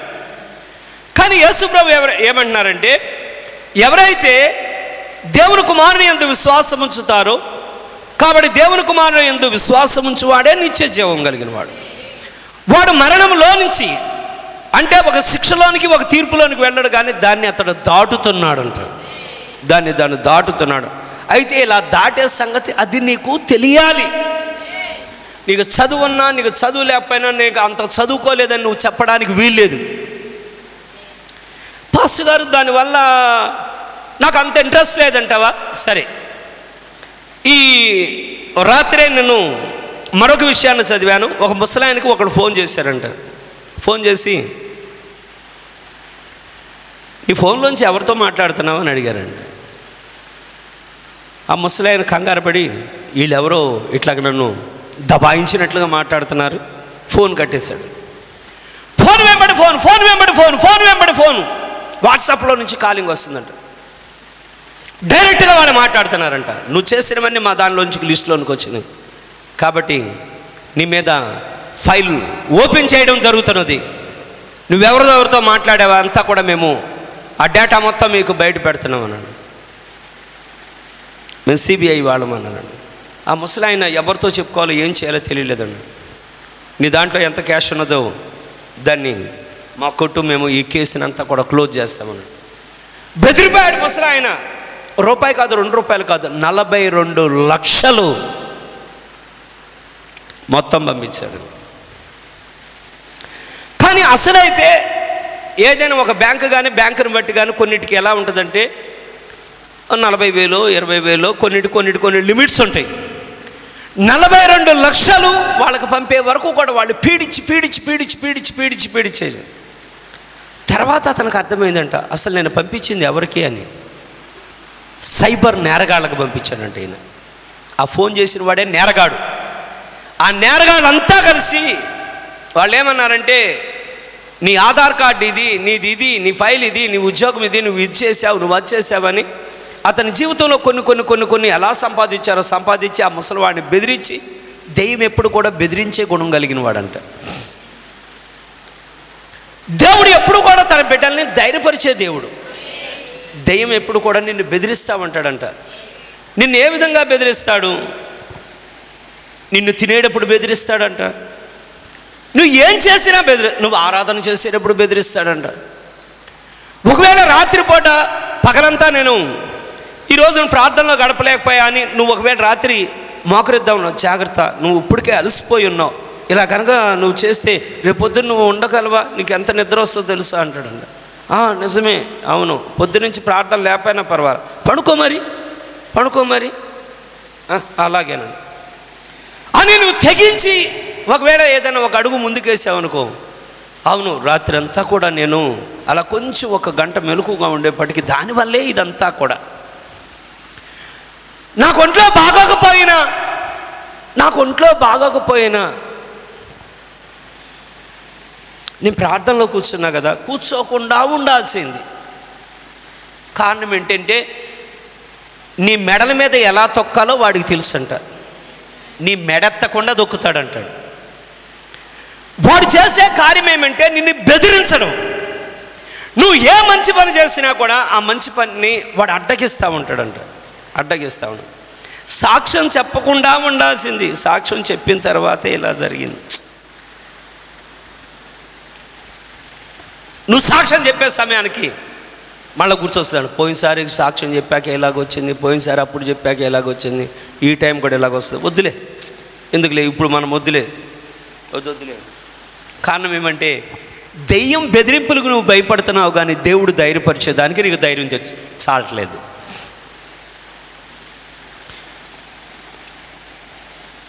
చాలాసార్లు కొన్ని కార్యాలు తెలియక మనం బలహీనతలు అవుతున్నామంట. ఏ విషయంలో? విశ్వాస విషయం. లోకం యొక్క స్థితి ఏమిటో నీకు తప్పనిసరిగా తెలియాలి. ఇశ్రాయేలు ప్రజల యొక్క స్థితి ఏమిటో నీకు తప్పనిసరిగా తెలియాలి. సంఘముల యొక్క స్థితి ఏమిటో నీకు తప్పనిసరిగా తెలియాలి. వధువు యొక్క స్థితి ఏమిటో కూడా, ఏ స్థానంలో ఉండునో కూడా నీకు తప్పనిసరిగా తెలియాలంట. నీకు చదువు వచ్చినా నీకు చదువు రాపని ఇవన్నీ కూడా పక్కన పెట్టు, ఈ నీకు తెలిసి ఉండాలి. ఎందుకు బ్రదర్ అంటావా? దెయ్యం నీ దగ్గర మొత్తం లూటీ చేస్తాడు. వాడు గర్జించే సింహం వాడు. కారణం ఏమంటే వాడు చేసేదే బెదిరింపులు. వాడి కార్యాలన్నీ కూడా బెదిరింపులు. నీ బ్రతుకును బ్రతుకుగా ఉంచనివ్వడు, నీ కుటుంబాన్ని కుటుంబంగా ఉంచనివ్వడు. నీలో నుంచి భయం భయం భయం భయం భయం. ఎక్కడి నుంచి వచ్చింది ఈ భయం? ఒక్కసారి చెప్పండి. భయం ఎక్కడి నుంచి? ఏదైనా భయం లేదు. ఎక్కడి నుంచి వచ్చింది? విశ్వాసాన్ని గురించి మాట్లాడేటప్పుడు ప్రవక్త అంటాడు, ఒక అన్యుడంట కూర్చున్న తర్వాత నేను లేవగలనని చెప్తాడంట. ఒక అన్యుడు కూడా వచ్చినవాడంట, నేను లేస్తాను, వెళ్తాను, నేను వెళ్ళి భోజనం చేస్తానని. కానీ ఒక భయం పట్టుకున్నాడు. గమనించండి, నేను లేస్తే ఏమన్నా జరుగుద్దేమో, నేను అడిగేస్తే ఏమన్నా జరుగుద్దేమో. ఇలా మీరు భయాన్ని తెచ్చుకోండి, నీ జీవితంలో నీ కాలు కూడా ముందుకేయనివ్వడంట. అస్సలు నిన్ను కదలనివ్వడు. కానీ మనకు తప్పనిసరిగా నేను మళ్ళీ 4 విషయాలు చెప్తున్నాను. 4 విషయాలు. లోకం ఏ స్థితిలో ఉన్నదో తప్పనిసరిగా నీకు నాకు తెలియాలి. రెండవది, ఇశ్రాయేలు ప్రజలు ఏ స్థితిలో ఉన్నారో మనకు తెలియాలి. మూడవది, సంఘములు ఏ స్థితిలో ఉన్నావో మనకు తెలియాలండి. వధువు ఏ స్థితిలో ఏ స్థానంలో ఉండునో కూడా మనకు తప్పనిసరిగా తెలియాలి. అయ్యా ఎందుకు? సరే, ఇక్కడ ఇప్పుడు వరకు మనం విన్నాం లోకం ఎలా ఉన్నదో. లోకం ఎలాగున్నదో ఇప్పటి వరకు మనం విన్నాం కనుక ఇవన్నీ ఏమనంటే అతను ఎందుకని షూట్ చేసి చంపారంటే, షూట్ చేసి చంపడానికి ఉన్న కారణాల్లోంచి ఒక కారణం ఏమంటే, ఇది ఇతనే కాదు, ఇంత ముందున్న వాళ్ళు కూడా వాళ్ళు అగైనెస్ట్గా నిలబడ్డారు. లోకం సొదొమ గొమొర్రా అనే పరిస్థితుల్లో ఉన్నదని. వాళ్ళు తలుపు కొట్టి అడుగుతున్నారు, ఏయ్ నువ్వు మా మధ్యలో నుంచి తీర్పరగా వచ్చావా? మీ అంతో చూస్తాను, ఆ పక్కకే లోపల ఉన్న వాళ్ళని బయట పెట్టాను. అంతకుముందు లోతు ఏమనుకున్నాడంటే, వాళ్ళందరి మధ్యలో నుంచి కూర్చొని వెళ్ళేవాడిని పోయేవాడిని అద్దెమ్మ మీద కూర్చోబెట్టుకొని, అతను కూడా ఆ చెట్టు కింద, అంటే పాత పంచాయతీలు మీకు ఎంతమంది జ్ఞాపకం ఉంది? మీలో జ్ఞాపకం ఉన్నదా లేదా? పల్లెటూరులోకి ఇప్పుడు వెళ్ళినా కూడా వాళ్ళు సరదాగా పేపర్లో రాస్తారు, వెళ్ళేవాడిని ఎలయా ఇట్లా అని, ఎర్రా పొలంగా పోదు లేదా, ఈయన వెళ్ళేవాడు. కాబట్టి ఈ చుట్ట ఒకటి నోట్లో పెట్టుకొని ఇది తిప్పి ఏదో పందుంబలో తిప్పినట్టు తిప్పుతూ ఉంటాడు. ఇది ఇలా తిప్పి పొగలొదులుతా ఆ వెళ్ళేవాడిని ఈ పంచె ఒకటి వెనక్కలాగి ఇట్లా పెట్టుకొని కాలు పెట్టుకొని వీళ్ళు కూర్చోబెట్టుకొని, మీ పెద్దోడు ఏం చేస్తున్నాడు, మీ చిన్నోడు ఏం చేస్తున్నాడు అని ఈ వీటితోనే కాలక్షేపం. లోతు గారు అలాంటి కాలక్షేపాలు బాగా చేయగలడంట. అసలు ఆ ఏరియాకి బిషప్ లాగా ఉండేవాడంట. కానీ ఒక టైం వచ్చే వరకు కూడా వాళ్ళు రంగు చూపించాల. టైం వచ్చి అక్కడ జాగ్రత్త లే, ఇక్కడ జాగ్రత్త అన్యులతో అన్యులతో జాగ్రత్త. బెదిరిస్తున్నారు వాళ్ళు, జాగ్రత్త. బయట లోపల ఉన్న వాళ్ళని బయటికి తీసుకున్నాం. లోకం స్థితి ఎలా ఉన్నదంటే ఇప్పుడు దానిలో నుంచి మగవాళ్ళని పెళ్లి చేసుకుంటుంటే ఆడవాళ్ళు వెచ్చలబిడితనం అయిపోయింది. కారణం ఏమంటే ఒంటి మీద బట్టలతో తిరగట్లేదు ప్రజలు.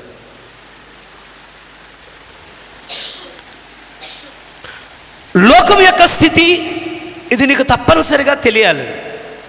లోకం ఉన్నది నాడు ఎలాగైతే అబ్రహామును విడిచిపెట్టి వెళ్ళినటువంటి లోతు, సొదొమ, గొమొర్రా ఎలాగున్నదో, అగ్నితో కాలిపోవడానికి సిద్ధంగా ఎలాగున్నదో ఈరోజు కూడా అలాగే ఉన్నదని నీకు తెలియాలి. ఒకవేళ నీకు తెలియలేదనుకో, నువ్వు కూడా అనుకుంటావంట యూదులో ఉన్నట్లుగానే నేను పర్వాలేదు, నేను చక్కగా ఉంటాను, నేను హాయిగా ఉంటాను, నేను బాగుంటాను, పర్వాలేదులే అని నీ ఆలోచన అంతా కూడా ఏమంటే లోకంలో ఏదో సంపాదించుకోవడానికి ఎక్కువ పరుగులు పెట్టే వ్యక్తిగా ఉంటావంట. కానీ నీకు దేవుడు రాజ్యాన్ని గురించి కొంచెం కూడా ఒక నెప్పిత అనేది ఉండదు. నేను దేవుడు రాజ్యానికి వెళ్తానా లేదనేది ఉండదు. రెండవ కార్యం, ఇశ్రాయేలు ప్రజలు ఏ స్థితిలో ఉన్నారో అది మనకు తెలియాలంట. ఇది సెకండ్. ఇది అయ్యా ఇశ్రాయేలు నేడు ఉన్నటువంటి స్థితి ఏమనంటే వారు సొంత దేశంలో ఇప్పుడు వాళ్ళు ఉన్నారు. ఇది మనకు తెలియాలి. ఆమె కారణం ఏమంటే యేసు ప్రభువు చెప్పినప్పుడు అంజూరపు చెట్టు చిగురించినప్పుడు కారణం ఏమంటే వాళ్ళ ప్రపంచ దేశాలన్నింటిలో వాళ్ళు చెదిరిపోయినప్పుడు ప్రభు యొక్క రాకడ దగ్గరగా ఉందని నువ్వు చెప్పడానికి వీల్లేదు. కానీ ఆయన ఋతువుల గురించి కాలాల గురించి మాట్లాడేటప్పుడు ఎంతమంది ఉన్నారు?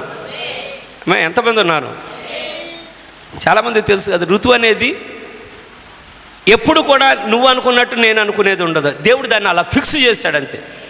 దేవుడు అలా ఎండాకాలంలో ఎండ రావాల్సింది, వర్షాకాలంలో వర్షం రావాల్సింది, చలికాలంలో చలి రావాల్సింది. ఎంతమంది ఉన్నాం?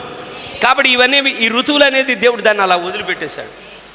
కాలం అనే దానికి మాత్రం దేవుడు ఖచ్చితంగా దాన్ని చెప్పడం. ఈ కాలం అంటే కాలం, 7 సంఘ కాలములు. ఎంతమంది ఉన్నారు? 7 సంఘ కాలములు, 7 ఋతువులు కాదు, 7 సంఘ కాలములు. ఎంతమందికి అర్థమవుతుందో? కాబట్టి ఇప్పుడు ఇశ్రాయేల్ యొక్క స్థానం మనం ఏం తెలియాలంటే 31 దేశాలు కొంచెం చెవులు 2 ముందుకు లాక్కొనేనండి. ఎందుకు పాస్టర్ గారంటే అవును, ఇది తప్పనిసరి.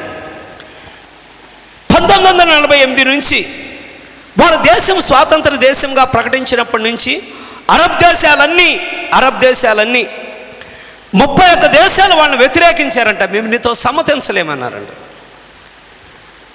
ఒక్క దేశం నిలబడ్డదంట. మీలో నుంచి ఎవడు మాతో సమ్మతించినా సమ్మతించకపోయినా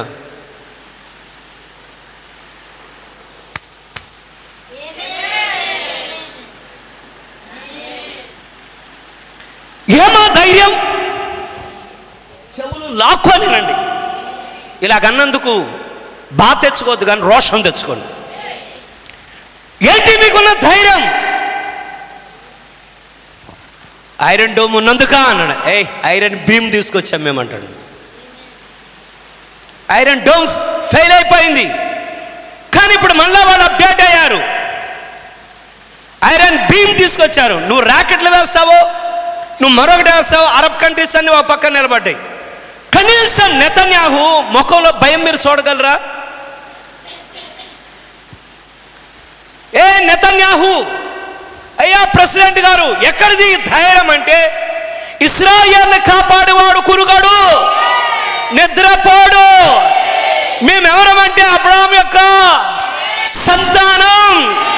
మాకున్న ధైర్యం, మా ప్రతి యుద్ధానికి ముందున్నవాడు మా దేవుడే.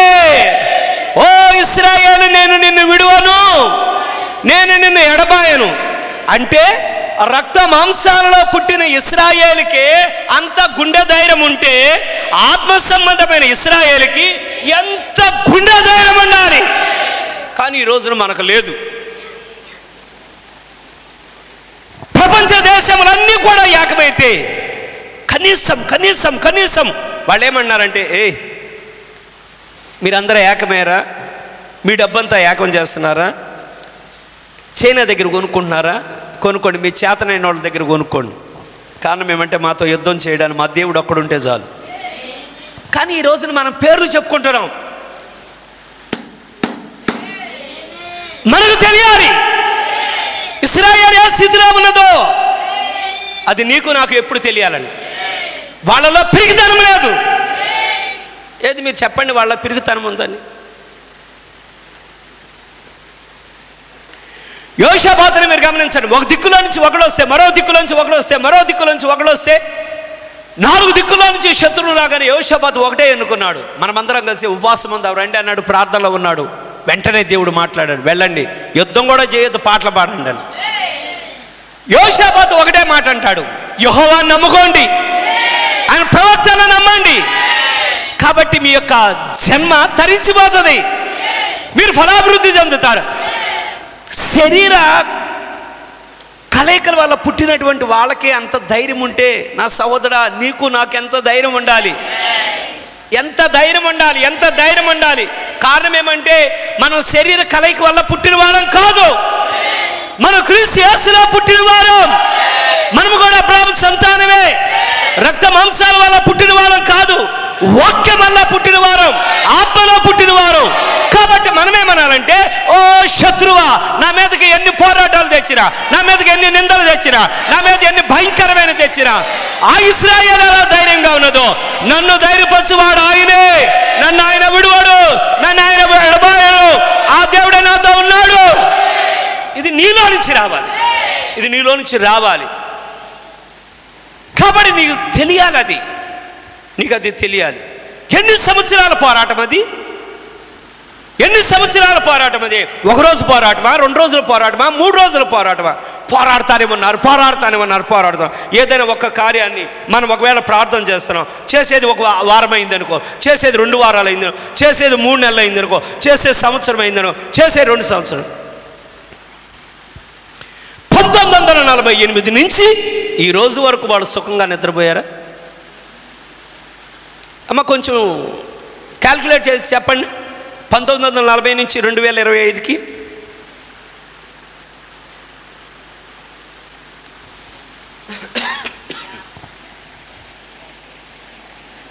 యెహోవా మా తరపున యుద్ధం చేయను. ఎంతమంది ఉన్నారు? కాబట్టి వాళ్ళు ఏమవుతున్నారంటే, పోరాటానికి వాళ్ళని వాళ్ళు అప్డేట్ చేసుకున్నారు, వాళ్ళని వాళ్ళు నవీకరణం చేసుకుంటున్నారు. అంటే మా దేవుడు మమ్మల్ని వదిలిపెట్టాడేమో అనుకోవడం లేదు. కానీ ఐరన్ డోమ్ ఫెయిల్ అయిపోయింది, ఒక కార్యం ఫెయిల్ అయిపోగానే, ఏంటి ప్రభువా వాళ్ళు మా మీద ఈసారి మేము ఏదైతే ప్రపంచానికి గొప్పగా మా దగ్గర ర్యాకెట్లు వాటిని ఎదిరించేది ఉన్నదనుకున్నాం, కానీ దాన్ని దాటుకొని వచ్చి ఆ పట్టణంలో పడ్డది, ఈ పట్టణంలో పడ్డది, ఈ పట్టణంలో ఇంకెవరిని మేము జయించలేమా ప్రభువా, ఇంకెవరిని జయించలేమా ప్రభువా, ఇక మా బతుకు అయిపోయినట్టే ప్రభువా. ఇలా కూర్చోవడంలా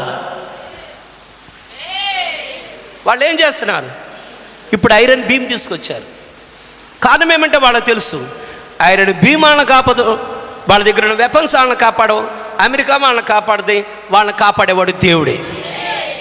వాళ్ళకి బాగా తెలుసు, మాకు దేవుడి యొక్క నిబంధన ఉన్నది, నిన్ను దీవించువాడు దీవించబడతాడు, నిన్ను శపించువాడు శాపగ్రస్తుడు అవుతాడు. ఆమేన్. ఎందుకని ఈ ధైర్యం మనకు రావట్లేదు? కారణం ఏమంటే తెలియట్లా మనకి. ఇశ్రాయేలు ఏ స్థానంలో ఉందో మనకు తెలియడం లేదు. కానీ ఆత్మ సంబంధమైన సంతానం అంటే ఇంకా ఎక్కువ కలిగి ఉండాలంట. కారణం ఏమంటే వారు గుడ్డివారిగానే ఉన్నారు. వారు గుడ్డివారిగా ఉండి ఇంకా కృపావాక్యం వారి వైపు తిరగక మునిపే వారికి అంత ధైర్యం ఉంటే, కృపావాక్యం నీ వైపు నా వైపు తిరిగినందుకు ఎంత ధైర్యంగా ఉండాలి. కానీ మనకు మాత్రం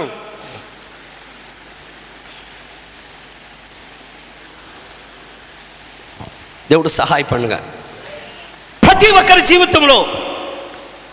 కారణం ఏమంటే వాళ్ళు దేనికోసం పోరాడుతున్నారంటే, పాలస్తీనా మాది, పాలస్తీనా మాది, పాలస్తీనా మాది, దీనిలో ఎవరిని అడుగు పెట్టేమో, ఇది మాది, ఈ దేశం మాది, ఇది వాగ్దానం మాది.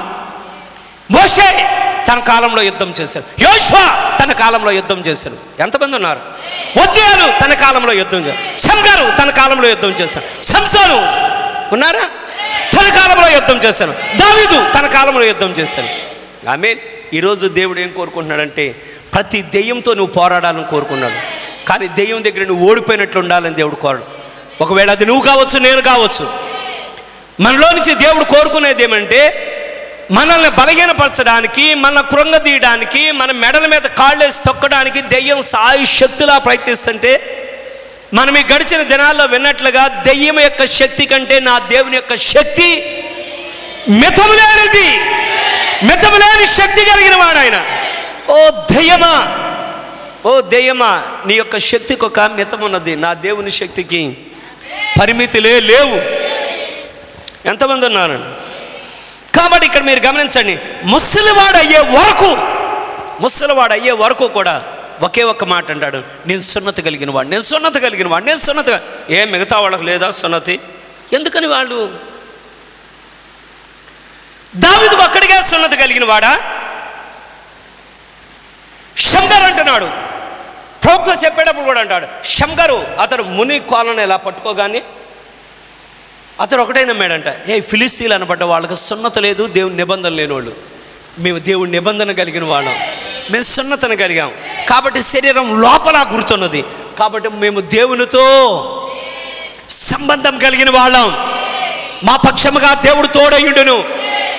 జరిగే వాటి వైపు చూడటంలా జెరుబ్బాబెలును అడ్డగించే ప్రతి పర్వతం చదును భూమి వాసింది. దేవుని నామమునకి స్తోత్రం, దేవునికి మహిమ కలుగును గాక. దయచేసి ఇక్కడ ఒక కార్యాన్ని చూద్దాం. దయచేసి ఇక్కడ ఒక కార్యాన్ని, ఆదికాండము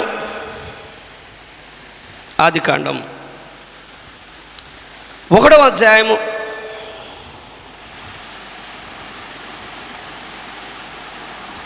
1వ అధ్యాయము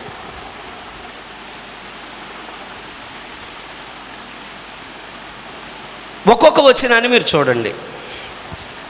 1వ అధ్యాయం 5వ వచనం, దేవుడు వెలుగునకు పగలనియు చీకటికి రాత్రి అనియు పేరు పెట్టెను.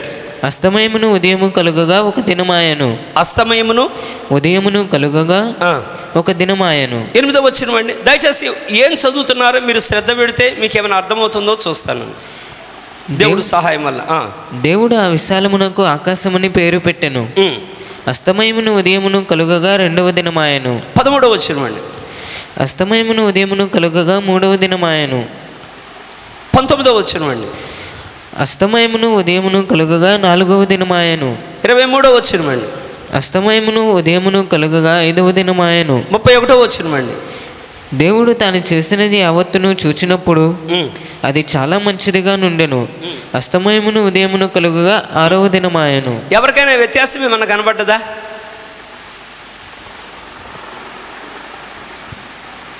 ఒకటి, 2, 3, 4, 5, 6 చోట్ల చదివాం. నేను ఇంగ్లీష్లో చదువుతాం, మీకు ఏమైనా అర్థం కలుగుద్దాం చూడండి.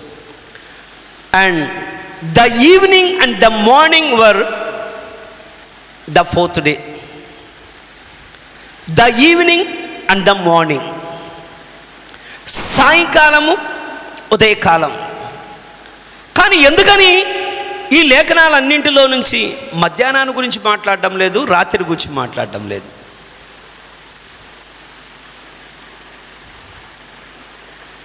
అమ్మ ఎక్కడన్నా రాత్రి గురించడం? మనం రోజున ఎలా లెక్కేస్తాం చెప్పండి?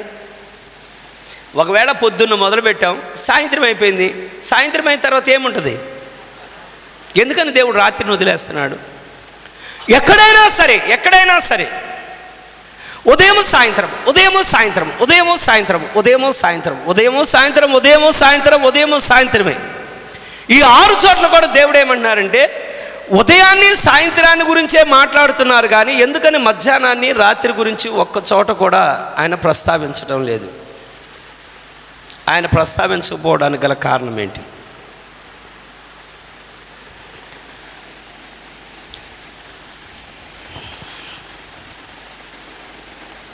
మెసేజ్ అప్పు వాళ్ళు కూడా ఏమన్నా దానికి వివరం చెప్తారేమని నేను ప్రయత్నించా. తెలుగులో ఇవ్వలేదు, ఇంగ్లీష్లో ట్రై చేశాను. అందులోంచి శాబాదేశ్పురాన్ని గురించి అందులో ఏమన్నదంటే, అసలు అక్కడ చదివేదానికి ఆ అర్థానికి ఏంటి అసలు ఇది ఉంచారేంటి? నాకేం అర్థం కాలేదు. ఏంటి ఇది ఉంచారు, ఎందుకని ఇది ఉంచారు? అని అంటాడు, ప్రభువా మేము మిమ్మల్ని కలుసుకోవడానికి కృపా సింహాసనమును సమీపిస్తున్నాము, మేము బలహీనులము, నీ సహాయం మాకు అవసరమని మేము అంగీకరిస్తున్నాము. మా విరోధియే మీ విరోధి, శత్రువు గర్జించు సింహం వలె తిరుగుచున్నాడు. నీ వాగ్దానం చేశావు, నేను మిమ్మల్ని విడిచిపెట్టను, ఎన్నడూ విడిచిపెట్టనని. 2 లేక 3 నీ నామమున ప్రార్థించినప్పుడు వారి మధ్యలో ఉంటాను అన్నారు. అది తెలుసుకొని మేము చాలా గంభీరంగా నమ్ముచున్నాము, మా హృదయంతో నమ్ముతున్నాము. అసలు అక్కడ ఏముంది నాకు అర్థం కాల. 2-3 సార్లు చదివా. అసలు ఇక్కడ జరిగింది ఏమంటే, ఇన్నిసార్లు 6 సార్లు కూడా ఉదయం సాయంత్రం ఉదయం సాయంత్రం ఉదయం సాయంత్రం అని ఉన్నది. కానీ ఎందుకని దేవుడు మధ్యాహ్నం రాత్రి వదిలిపెట్టినాడు?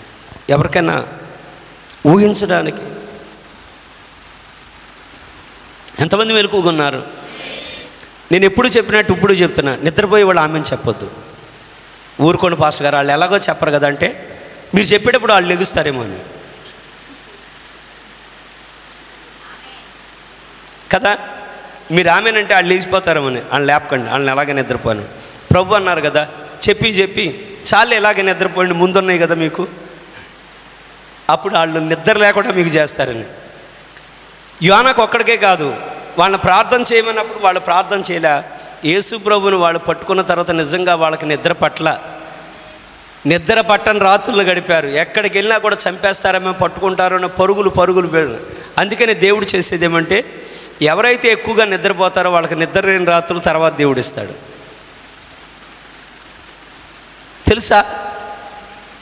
ముందు నిద్రపోనిస్తాడు, 1-2 సార్లు లేపి నిద్రపోనిచ్చి, సర్లే నీకు నిద్ర లేని రోజులు ముందున్నాయిలే, అప్పుడు నువ్వు మెలకుగా ఉందిలే అని.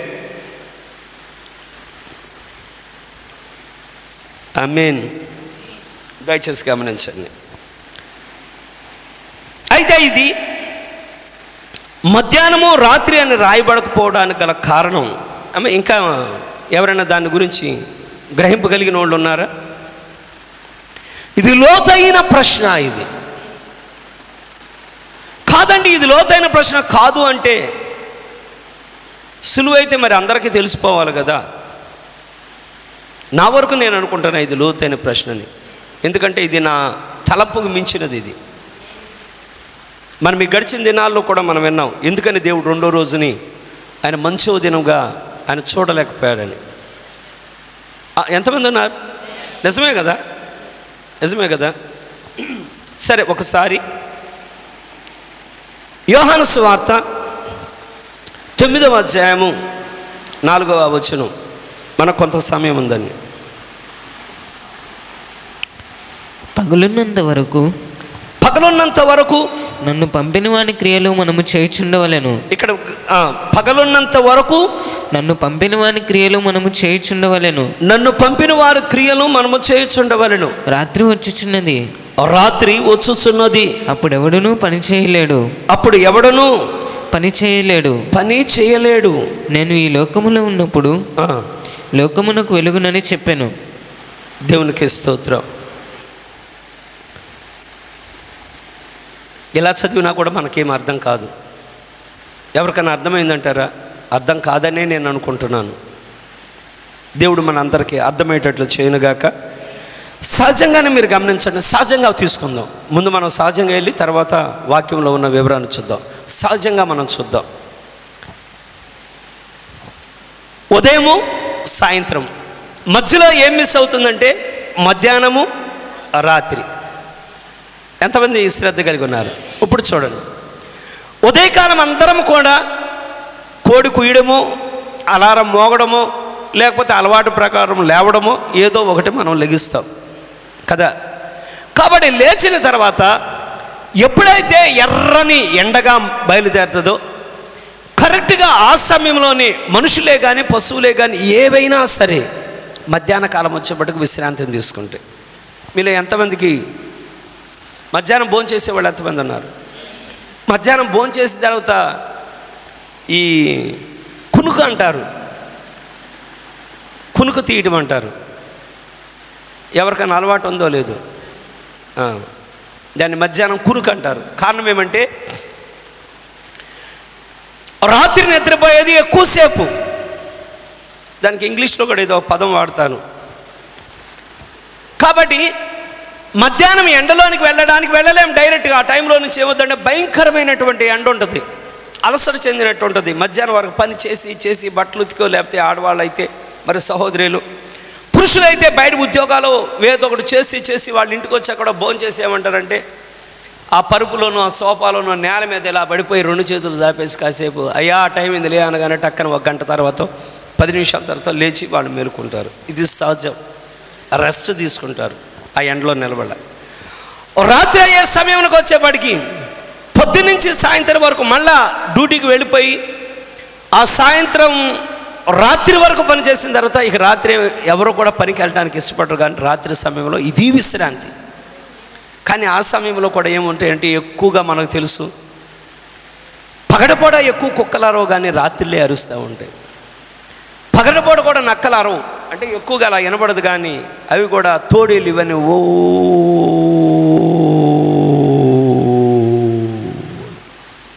ఇదివరకు మేము సైకిల్ మీద అలాగ వెళ్ళేటప్పుడు పెద్దోళ్ళతో కలిసి సైకిల్ మీద వెళ్ళేటప్పుడు ఏంటన్నా అరుపులు అంటే తమ్ముడు అవన్నీ నక్కల అరుపులను, గుంట నక్కల అరుపులని.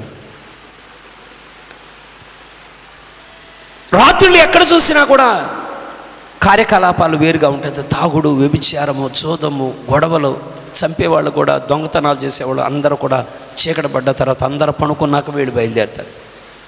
వాచ్మెన్గా పనిచేసేవాళ్ళు కూడా రాత్రిలో వెళ్తాడు, ఎందుకంటే ఈ దొంగల బారి నుంచి కావలవాళ్ళు. సరే, వీటన్నిటికీ మనకి అర్థం అవడానికి ఇది సహజం. మధ్యాహ్నం పూట మనం విశ్రాంతి పొందుతాం. మధ్యాహ్నం ఎర్ర టెంట్లో ఉండాలని కోరుకో. రాత్రి మనం విశ్రాంతి పొందుతాం. కొంతమంది పనులు బట్టి తప్పదు. ఆమేన్. ఒకసారి సామెతల గ్రంథం 16వ అధ్యాయము 4వ వచనాన్ని చూద్దాం. ఎందుకంటే ఇది రాసినటువంటి మరి దావీదు కుమారుడైనటువంటి సొలొమోను దైవ జ్ఞానం పొందినవాడు, దైవ ఆత్మ కలిగినవాడు, దేవుని ఆత్మచేత రాసినటువంటి మాట. సామెతల 16వ అధ్యాయం 4వ వచనం. యెహోవా ప్రతి వస్తువును దాని పని నిమిత్తము కలుగు చేసెను. నాశన దినమునకు ఆయన భక్తిహీనులను కలుగు చేసెను. దయచేసి గమనించండి, భక్తి కలిగిన వారిని సృజిస్తున్నది దేవుడే, భక్తి లేని వాళ్ళని కూడా సృజించేది దేవుడే. దేవుడు అన్యాయస్తుడు కాదు. ఎవరిని కూడా దేవుడు భక్తిహీనులుగా ఉండమని దేవుడు చేయట్లేదు. కారణం ఏమంటే బైబిల్ ఏమని చెప్తుందంటే ఎవరు నశించిపోవడం దేవుని చిత్తం కాదు. అందుకే దేవుడు ఆలస్యం చేస్తున్నాడు. ఎంతమంది ఆ మాటకు సమ్మతిస్తారు? ఎవరు నశించిపోవడం దేవుని చిత్తం కాదు, కానీ వాళ్ళు నశించిపోతారా? దేవుడు దానికి బాధ్యుడు కాదు. అయ్యా అక్కడ గొయ్యి ఉన్నది, అటు వెళ్ళొద్దన్నావు, గోతిలో పడేవాడిని నువ్వేం చేస్తావు, నేనేం చేస్తాను. అయ్యా జాగ్రత్త, అంత స్పీడ్ వెళ్ళమాక పడిపోతావేమంటే, నేను ఏదేమైనా సరే నా అంతటో రేడు, ఒక చక్రం మీద నడుపుతా, ఒక చక్రం పైకి ఎత్తుతానంటే పడిపో, కాలేరు కొట్టు. ఇదివరకు అలాగే ఈ సెంటర్లో ఒక ఆయన తిరిగేవాడు. చాలామంది హెచ్చరిక చేశారు. కాలుకి ఒకసారి యాక్సిడెంట్ అయిన తర్వాత ఆయనకి చెప్పే పని లేకుండా అర్థమైపోయింది. అంతే కదా, ఏదైనా చెప్పిన తర్వాత వినకపోతే ఏమవుద్ది? ఏదో ఒకటి జరిగాక దేవుడు అన్నీ సరి చేసుకొని లెవెల్లో ఉంచుతాడు. దేవుని వాక్యం మనకు నేర్పించేది ఏమంటే ప్రతిదాన్ని దేవుడు ఒక ఉద్దేశం లేకుండా ఏ కార్యాన్ని ఆయన చేయడు. చేసే ప్రతి దానికి ఆయనకు ఒక ఆలోచన అనేది ఉన్నది. ఇంకొకటి చూద్దాం. యెషయా గ్రంథము 34వ అధ్యాయము 8వ వచనం.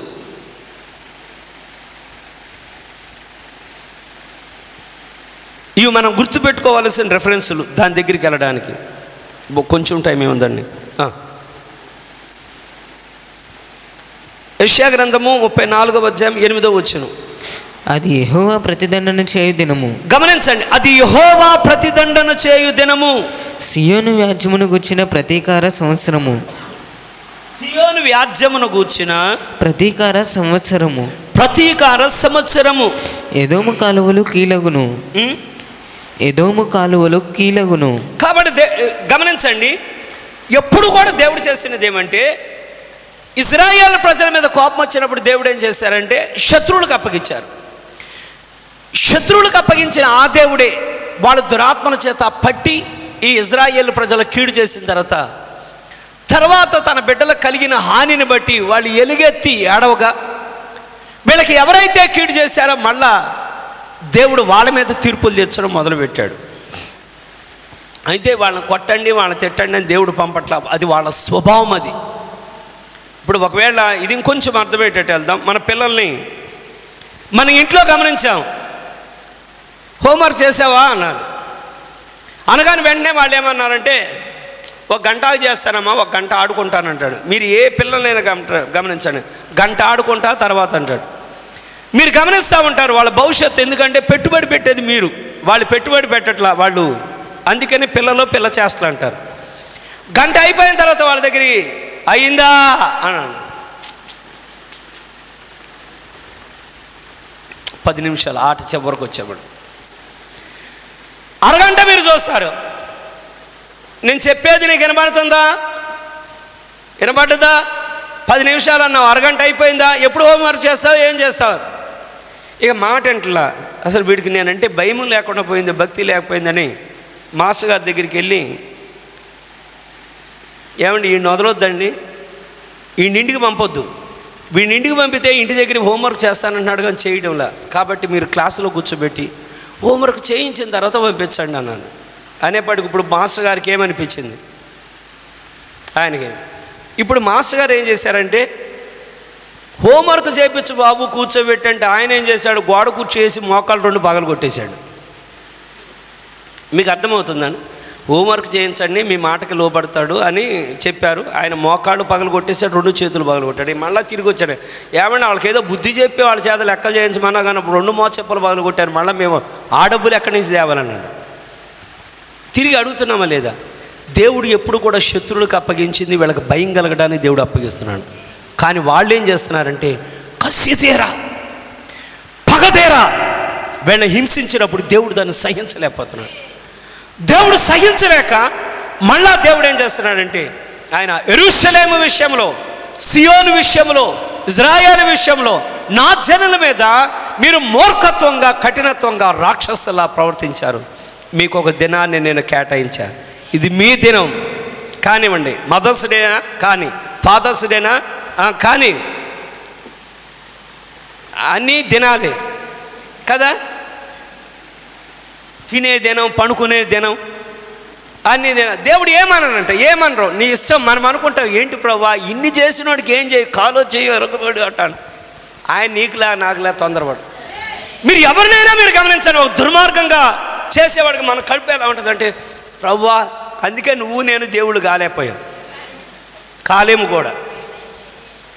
ఒకటేదైనా ఒక అన్యాయం జరుగుతూ ఉంటే, ప్రభువా ఇలాంటిది ఎప్పుడు జరగకుండా మనమే అంటాం, ఇలాంటిది ఎప్పుడు జరగకుండా ఒక కాలు ఇరిగిపోయింది అనుకో, అప్పుడు దేవుడు నాకు ఈ పని చేశాడు బాబో, దేవుడు నాకు ఈ పని చేశాడు బాబో, దేవుడు నాకు పని చేశాడు అనుకుంటాడు కదా. ఇలాంటి వాడిని వదిలిపెట్టా, ఆ మంచోడేమో ఈ దుర్మార్గుడు ఎలా తిరుగుతున్నాడా, ఆ మంచోడు కాలు ఇరిగిపోయింది, అదేంటి ప్రభా ఆ కాలు ఏదో వీడికి ఇరగొట్టేసానా. మనం ఏమంటాం, వీళ్ళకి ఇరిగిపోతే కనుక అన్ని లెక్కలు సరైపోతాయి ప్రభా, బుద్ధి కలిగి ఉంటారు. కానీ దేవుడు అలా చేయడు. చెడుగా నడిచేవాడికి ఆయన ప్రేమ, ఆయన ఎత్తు, ఆయన లోతు, ఆయన వెడల్పు, కాబట్టి నీకు ఇవ్వవలసినంత టైం నీకు ఇచ్చేస్తాడు. కనుకనే ఆయన ఇచ్చాడు కనుక ప్రభు దినం ఏమంటే, అది మహాశ్రమలో శ్రమల నుంచి మహాశ్రమలో వెళ్ళే వరకు మీరు విచిత్రంగా ఉంటుంది. భయంకరమైనటువంటి పనులు చేసే ఆహాబునేమో ఏమనకుండా నన్ను చెంప మీద కొట్టంటే కొట్టనోడిని సింహం వచ్చి చంపేటట్టుగా దేవుడు అనుమతిచ్చాడు. మీకు ఎంతమంది జ్ఞాపకం ఉంది? జ్ఞాపకం ఉందా లేదా? దుర్మార్గంగా ప్రవక్తలందరినీ చంపేవాడినేమో హాయిగా ఉన్నాడు, ఏ చెడు చేయకుండా నన్ను కొట్టు అనగానే కొట్టని వాడిని మాత్రం సింహం వచ్చి చంపేసింది. ఎందుకని దేవుడు అతని పట్ల ఓర్పు చూపించలేకపోయారు. నా సహోదరుడా, నా సహోదరి, ఇక్కడ దయచేసి గమనిద్దాం. యెషయా గ్రంథము 49వ అధ్యాయం 8వ వచనం. మనకు టైం కొంచెమే ఉన్నదండి. యెహోవా ఇలాగ సెలవిచ్చుచున్నాడు, యెహోవా ఇలాగ సెలవిచ్చుచున్నాడు, అనుకూల సమయమందు నేను మీ మొరను ఆలకించి, అనుకూల సమయమందు నీ మొరను నేను ఆలకించి నీకు ఉత్తరమిచ్చితిని, నీకు ఉత్తరమిచ్చితిని, రక్షణ దినమందు నిన్ను ఆదుకొంటిని, రక్షణ దినమందు నిన్ను ఆదుకొంటిని. బయలువెల్లుడి అని బంధింపబడిన వారితోనూ, బయటకు రండి అని చీకటిలోనున్న వారితోనూ చెప్పుచు, ఎక్కడికి రావాలి? బయటకు రండి అని, బయటకు రండి అని చీకటిలోనున్న వారితోనూ చెప్పుచు, చీకటిలో ఉన్న వారితో చెప్పుచు, దేశమును చక్కపరిచి పాడైన స్వాస్థ్యములను పంచిపెట్టుటకై నిన్ను కాపాడి ప్రజలకు నిబంధనగా నియమించితిని. కాబట్టి ఇది అనుకూలమైన సమయం అంట. ఏ సమయము? ఆమేన్. ఉదయకాలము, సాయంకాలం. ఇక్కడ ఇది దేవుడు అనుకూలమైన సమయాన్ని రాశారు, కానీ మధ్యాహ్నం రాత్రి వదిలిపెట్టారు. అదేవిధంగా దేవుడు ఇశ్రాయేలు ప్రజలను శత్రువుకు అప్పగించి మన విషయంలోకి వచ్చేవాడికి గడిచిన ఈ 2000 సంవత్సరాల వరకు ఇది అనుకూలమైన సమయం. ఇదే రక్షణ దినం. 2000 సంవత్సరాలుగా ఇదే రక్షణ దినం, ఇదే రక్షణ దినం, ఇదే స్వస్థత దినం, ఇదే నీతో ఉన్న దినం ఇదే అని 2000 సంవత్సరాలుగా ఆయన చెప్తా ఉన్నారు. కానీ ఈ 2000 సంవత్సరాలుగా అన్యులమైనటువంటి మనకు దేవుడు ఇచ్చినటువంటి పీరియడ్ ఇది అయిన తర్వాత ఉన్నదేమంటే ఇది శ్రమల దినం. కాబట్టి శ్రమల దినం, ఇవి చీకటి దినాలు, ఇవి మహాదినాలు. ఎంతమంది మీకు అర్థమవుతున్నాం? అవి చీకటి దినాలు. ఒకసారి దీన్ని మత్తయి సువార్త 22వ అధ్యాయం 13వ వచనం.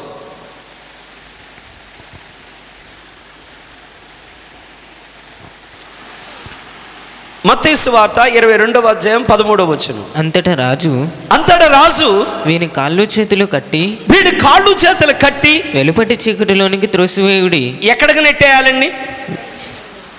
మీరే ఎంతమందికి ఎక్కడ అర్థమైంది? వెలుగులోకి నెట్టాలా, చీకటిలోకి నెట్టాలా? ఇక్కడ దేవుడు దేన్ని అసహించుకుంటున్నాడు? దేవుడు చీకటిని అసహించుకుంటున్నాడు. దేవుడు తన బిడ్డల చీకటిలోనికి వెళ్ళాలని కోరుకోవడం లేదు, తన బిడ్డలు వెలుగులోనే ఉండాలనుకున్నాడు. కారణం ఏమంటే చీకటి అనేది ఇక్కడ ఉగ్రత, చీకటి అనేది శ్రమ. కాబట్టి ఈ 2000 సంవత్సరాల వరకు అన్యులమైనటువంటి మనకి దేవుడు బాప్తిసం పొందడానికి, మారుమనసు పొందడానికి, పరిశుద్ధాత్మ పొందడానికి దేవుడు ఇచ్చినటువంటి టైం ఇది. ఈ సమయంలో ఎవరైతే పరిశుద్ధాత్మను పొందట్లేదు, ఎవరైతే వాళ్ళు వాళ్ళ స్థితి తెలుసుకోవడంలా, లోకం స్థితి తెలుసుకోవడంలా, అదేవిధంగా సంఘం యొక్క స్థితి తెలుసుకోవడంలా, వధువు యొక్క స్థితి తెలుసుకోకుండా పరిశుద్ధాత్మ లేకుండా బతికిన వాళ్ళని దేవుడు ఏమన్నారంటే, నిజమే నువ్వు ఎవరైనా నా పెళ్లి భోజనానికి రమ్మన్నాను, కానీ మీరు ఎవరినైనా గమనించండి, భోజనం దగ్గరికి వచ్చి మనం వచ్చేదాకా రండి సార్ అక్కడ వేడిగా ఉన్నదని ఎవరినైనా మనం పిలిచి వచ్చి కూర్చున్న తర్వాత, ఏంటి సార్ ఇలాంటి బట్టలేదు సార్, తీసుకెళ్ళి బయటికి నెట్టేయండి అన్న. వచ్చేదాకా కంగారు పెట్టావు, వచ్చిన తర్వాత బయట నెట్టేయమంటాం ఏంటంటాం. ఇప్పుడు దేవుడు అదే పని చేస్తాడు. నా దగ్గరికి రమ్మన్నది నేనే, కాలింగ్ వేరే, ముద్ర వేరే. సీల్, కాలింగ్ వేరే, సీలింగ్ వేరే. పిలుచుట ఒక భాగము, ముద్రించుట ఒక భాగం. నువ్వు దేవుని ఆత్మ చేత ముద్రించబడ్డవాడవైతే నీ జీవితంలో ఎన్నడూ వెనక్కి తిరగవు. ఒకవేళ నీ జీవితంలో నుంచి వెనక్కి తిరిగే వ్యక్తివి అయితే నువ్వు దేవుని ఆత్మ చేత ముద్రించబడ్డ వ్యక్తివి కాదు. ఎంతమంది మీకు అర్థమైందో? ఎఫెసీ 4:30 ఏమని చెప్తుంది? మనం క్రీస్తు యేసునందు మనం విమోచన దినం వరకు ముద్రించబడ్డాం. కానీ ఇక్కడ దేవుడు ఈ 2000 సంవత్సరాలుగా ఆయన అవకాశం ఇస్తే ఇక్కడ పరిశుద్ధాత్మను పొందకుండా ఇది సంఘము, వధువు. మళ్ళీ నేను ఈ ఆఖరి మాట జ్ఞాపకం చేస్తున్నాను. లోకం యొక్క స్థితి ఏమిటో నీకు తెలియాలి. సొదొమ గొమొర్రాలాగా ఉన్నది. ఎంతమంది మెలకుకున్నారు? ఒకటి, లోకం యొక్క స్థితి నీకు తెలియాలి. రెండవది, ఇశ్రాయేలు ఏ స్థితిలో ఉన్నదో నీకు తెలియాలి. భయము లేనట్లుగా వాగ్దాన భూమిలో వాళ్ళు ఉన్నారు, ఇంకా వాళ్ళకి ఇంకా టైం రాలేదు. సంఘములు ఏ స్థితిలో ఉన్నాయంటే పరిశుద్ధాత్మలు లేకుండానే నులివెచ్చని స్థితిలో ఉన్నాయి. ఈ నులివెచ్చలో ఉన్న వాళ్ళే చీకట్లోనికి వెళ్తారు. 3.5 సంవత్సరాలు శ్రమలో, మహాశ్రమలోనికి వెళ్తారు. ఇక్కడ దేవుడు దాన్ని తప్పిస్తున్నాడు. ఆయన శ్రమలు, మహాశ్రమలు, దీని దేవుడు ఇక్కడ చీకటిని తప్పిస్తున్నాడు. ఆయన వధువు చీకటిలోనికి వెళ్ళదు.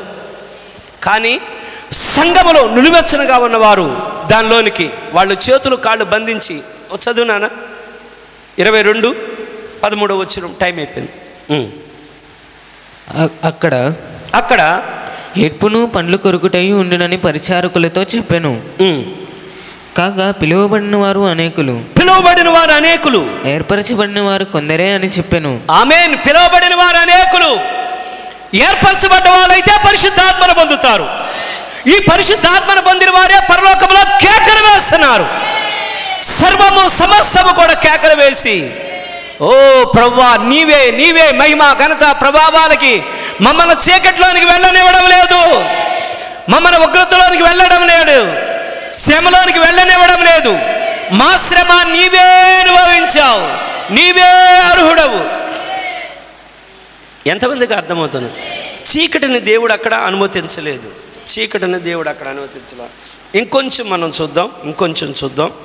కారణం ఏమంటే, ఈ శ్రమలలోనికి, ఇది 6వ ముద్ర అండి, శ్రమలలోనికి దేవుడు అనుమతించేది. ఈ 2000 సంవత్సరాల తర్వాత ప్రపంచ దేశాలన్నిటిలో నుంచి ఒక వ్యక్తి రాబోతున్నాడు. అతనే పోపు, ఆఖరి పోపు. ప్రపంచాన్ని అంతటిని ఏలికగా ఉండబోయే ఆఖరి పోపు రాబోతున్నాడని. కానీ వధువు ఉండదు, కానీ వధువు ఎత్తబడుద్ది.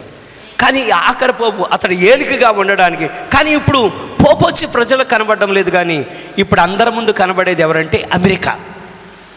ఏ దేశం విషయంలోనైనా నేను వెళ్ళి వాళ్ళ మధ్యలో సమాధానపరుస్తా, నేను వెళ్ళి వాళ్ళ యుద్ధాన్ని ఆపింది నేనే అంటున్నాను. బడాయిగా చెప్పుకోవడమే కానీ వెనకున్నది రోమ్. ఒక కాలం వచ్చినప్పుడు దానిలో నుంచి ఇక్కడికి వచ్చి, అప్పుడు రోమ్ ప్రకటన 13 ఇతడు వచ్చి నేనే సర్వాధికారం కలిగిన వాడిని పరిపాలించడానికి అతడు సిద్ధపడతాడు. అయ్యా, ఇతని గురించి ఎందుకని మనకు అవసరం? ఎవరైతే దేవుని ఏర్పాట్లో లేరో, ఏర్పాట్లో లేని వాళ్ళు చీకటిలో, బుద్ధి కలిగిన కన్యక సంఘం అది. వాళ్ళు కూడా కన్యకలే కానీ వాళ్ళు పరిశుద్ధాత్మను పొందలేదు. పరిశుద్ధాత్మ లేనటువంటి కన్యకలు. ఆమేన్. ఒకసారి జకరియా గ్రంథం 14వ అధ్యాయం 7వ వచనం. జకరియా గ్రంథము 14వ అధ్యాయం 7వ వచనం. ఆ దినము ప్రత్యేకమైనదిగా ఉండును. దయచేసి ఇక్కడ గమనించండి. మళ్ళా దాన్ని ఎన్నోసార్లు వర్తమానంలో ప్రవక్త చెప్పడం జరిగింది. ఆ దినము ప్రత్యేకమైనదిగా ఉండును, అది యెహోవాకు తెలియబడిన దినము, పగలు కాదు, రాత్రి కాదు. దయచేసి గమనించండి. పగలను తీసేస్తున్నారు, రాత్రిని తీసేస్తున్నారు. పగలు కాదు, రాత్రి కాదు. Not day not night. పగలు కాదు, రాత్రి కాదు. అస్తమయ కాలమున అంటే ఈవినింగ్ టైం, అస్తమయ కాలమున వెలుతురు కలుగును. ఆమె ఇక్కడ మీరు ఎంతమంది ఉన్నారు? ఉదయ కాలమున వెలుతురుండని ఎంతమంది నమ్ముతున్నారు? కాబట్టి ఇదే సూర్యుడు తూర్పు నుంచి అతడు పశ్చిమానికి వస్తున్నాడు. సాయంకాలమున వెలుగుండును. ఎంతమంది ఉన్నారు? ఎంతమంది మీకు అర్థమవుతుందో మరలా మీరు గమనించండి. ఇక్కడ రోజులోనికి వచ్చినప్పుడు ఉదయము సాయంత్రం అవగానే ఒక రోజు అయింది. ఉదయము సాయంత్రం, మధ్యాహ్నం రాత్రి వదిలిపెట్టబడ్డది. అయ్యా, మనం రాత్రి ఏమన్నా, మరి మధ్యాహ్నం సంగతి ఇందాం 2 బొక్కల్లో నుంచి. దేవుడు అందరికీ గ్రహింపునిచ్చునుగాక. గమనించండి. ఉదయం అనగా ప్రారంభంలో ఈ అనుకూలమైన సమయం, ఈ అనుకూలమైన అన్యులమైనటువంటి మన మధ్యలోనికి ప్రభువైన యేసుక్రీస్తు సిలువ వేయబడిన తర్వాత, పరిశుద్ధాత్మను అపోస్తలు పొందిన తర్వాత సువార్త ప్రారంభమై అన్యజనుల మధ్యలో ప్రపంచమంతటలోనికి వచ్చినది. ఈ చివరి కాలాన్ని ఏమంటున్నారంటే, ఇది సాయంకాలం, ఇది చీకటి కాలం కాదు, ఇది సాయంకాలం, సాయంకాలపు వర్తమానికుడు. ఇది సాయంకాలం. ఇప్పుడు ఎత్తబడే గడియ ఇదే. కాబట్టి ఎత్తబడిన తర్వాత ఇది చీకటి కాలం, ఇది శ్రమ కాలం, మళ్ళా తిన్నగా దేవుని యొక్క తీర్పులు పడే కాలం. కాబట్టి దేవుడు తన యొక్క వధువు దానిలో చీకటిలోనికి, ఉగ్రతలోనికి, తీర్పులోనికి వెళ్ళాలని దేవుడు కోరడం లేదు. ఎంతమందికి ఈ మాట అర్థమైందో? ఇప్పుడు చీకటి అనగా చీకటి పాపానికి గుర్తుగా ఉంది, చీకటి శ్రమకు గుర్తుగా ఉన్నది. చీకటి ఇక్కడ ఉగ్రతకు కూడా గుర్తుగా ఉన్నది. కానీ ఇప్పుడు దేవుడు ఏం కోరుకుంటున్నారంటే మనం చీకట్లోకి వెళ్ళాలని కోరడం లేదు, పాపంలోకి వెళ్ళాలని కోరడం లేదు, శ్రమలోనికి వెళ్ళాలని కోరడం లేదు, ఉగ్రతలోనికి వెళ్ళాలని కోరడం లేదు. కాబట్టి ఆయన పగలు, ఉదయము సాయంత్రం, ఉదయము సాయంత్రం, ఉదయము సాయంత్రం, మధ్యాహ్నము రాత్రి దేవుడు వదిలిపెట్టారు. ఎంతమందికి ఇక్కడికి అర్థమైందండి? కాబట్టి ఇక్కడ మీరు గమనించండి, యూదుల మధ్యలోనికి ఏ సువార్త వచ్చినదో అదే విధంగా ఈ సాయంకాలం అందు కూడా పరిపూర్ణమైన వాక్యము ఈ చివరి కాలంలో వస్తుంది. నేను చాలా విషయాలు వదిలిపెడుతున్నాను. ఈ చివరి కాలంలోనే వస్తున్నది ఉదయం సాయంత్రం. అయ్యా, మధ్యాహ్న కాలం అందు ఎందుకు వదిలిపెట్టారు? అమ్మా మీరున్నారా? ఒకసారి చూద్దాం. మత్తయి సువార్త 27వ అధ్యాయం 45వ వచనం.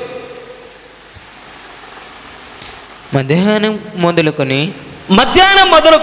3 గంటల వరకు ఆ దేశమంతటను చీకటి కమ్మెను. మధ్యాహ్నం మొదలుకొని 3 గంటల వరకు ఆ దేశమంతటను చీకటి కమ్మెను. ఇంచుమించు 3 గంటలప్పుడు యేసు ఏలీ ఏలీ ఏలీ ఏలీ లామా సబక్తాని అని బిగ్గరగా కేక వేసెను. లామా సబక్తానా అని బిగ్గరగా కేక వేసెను. దయచేసి గమనించండి, ఇది అత్యంత భయంకరమైన క్రూరమైన సిలువ వేయబడ్డ సమయం. ఇది మధ్యాహ్నం. అది మీరు గమనించండి, ఉదయము సాయంత్రం మధ్యాహ్నం ప్రభువైన యేసుక్రీస్తుని సిలువ వేసిన సమయం. అత్యంత క్రూరంగా, అత్యంత మూర్ఖంగా, అత్యంత హేయముగా, అత్యంత అవమానకరంగా సృష్టికర్త అయిన దేవుడు ఆయన సిలువ వేయబడ్డ సమయం అది మధ్యాహ్న కాలం. దేవదూతలంతా కూడా వాళ్ళు మౌనమైపోయారు. సూర్యుడు సైతము ప్రకాశించడం లేదు, చంద్రుడు నక్షత్రాలు ఏమీ ప్రకాశించడం లేదు, కానీ అవన్నీ కూడా మౌనమైపోయినాయి. అదే మధ్యాహ్న కాలం దేవుడు సహాయపడగా. ఆమేన్. నా సహోదర, నా సహోదరు గమనించండి, కొద్ది కాలం అయిపోయిన తర్వాత ఇదే మధ్యాహ్న కాలం యేసును ఏ రోమ్ అయితే అక్కడ సిలువ వేసిందో ఇప్పుడు వాక్యాన్ని సిలువ వేస్తున్నారు. మధ్యాహ్న కాలం అందు ఒకప్పుడు స్వయంగా వాక్యమైన దేవుణ్ణి వారు సిలువ వేశారు. కానీ మరలా వాక్యాన్ని వాళ్ళు సిలువ వేసి వారు తప్పుడు సిద్ధాంతాలు వాళ్ళు తీసుకొని వస్తున్నారు. కనుక ప్రారంభంలోనే ఆయన మధ్యాహ్నము ఆయన లెక్కలో పక్కన పెట్టారు, రాత్రి ఆయన ప్రక్కన పెట్టారు. మధ్యాహ్నము ఉదయం అది దేనికి సాదృశ్యం? ఆయన సువార్త వెలుగు. ఆయన చీకటిలో నుంచి ఆశ్చర్యమైన వెలుగులోనికి పిలుస్తున్నాడు. కాబట్టి ఇప్పుడు ఉదయము సువార్త అంటే ప్రారంభంలో ఉన్న ఆది అపోస్తలుల మధ్యన ఉన్న సువార్త. ఇది ఈ చివరి కాలంలో సాయంకాలం వెలుగు ఉండనంటే ఈ చివరి కాలంలో సువార్త. కానీ ఇక్కడ మధ్యాహ్న కాలం అంటే ఇది ప్రభు అయిన యేసుని వాళ్ళ మధ్యాహ్న కాలం ముందు సిలువ వేశారు. అదేవిధంగా ఈ 7 సంఘ కాలాలలో మొదటి కాలంలో సంపూర్ణమైన వాక్యం ఉంది, రెండో కాలం దగ్గర నుంచి పతనం అయిపోయింది. ఈ 2 నుంచి 5వ కాలం వరకు మళ్ళా వాక్యం సిలువ వేయబడ్డది.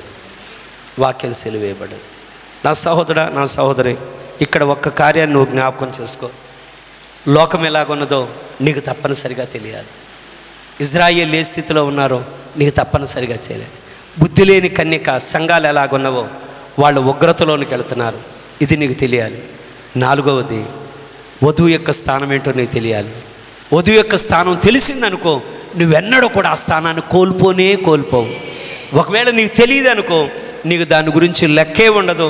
వస్తావు, నువ్వు వచ్చి విచారంగా వెళ్ళిపోతావే, కానీ ఆ సంతోషం నాది, ఆ ఆనందం నాది, ఆ సర్వం పరలోకంలో స్తుతించేవాడు అందులో నేనున్నా ప్రభువా. భూమి మీద స్తుతించేవారున్నారు. నోవాహు వాడి దగ్గరికి వచ్చేప్పటికి ఎవరెవరు దానిలో ఉన్నారు, అలాగా భూమి మీద సముద్రంలో సముద్రం కింద విమోచింపబడిన వారంతా దేవుడు స్తుతిస్తున్నాను. ప్రతి మోకాలు వంచబడును, ప్రతి నాలుక స్తుతింపబడును. ఎంతమంది ఉన్నారు? లోకాన్ని కోరుకునే వాళ్ళు ఎంతమంది ఉన్నారు? దేవుని రాజ్యాన్ని కోరుకునే వాళ్ళను. ఆమేన్. లేచి మనం నిలబడదాం.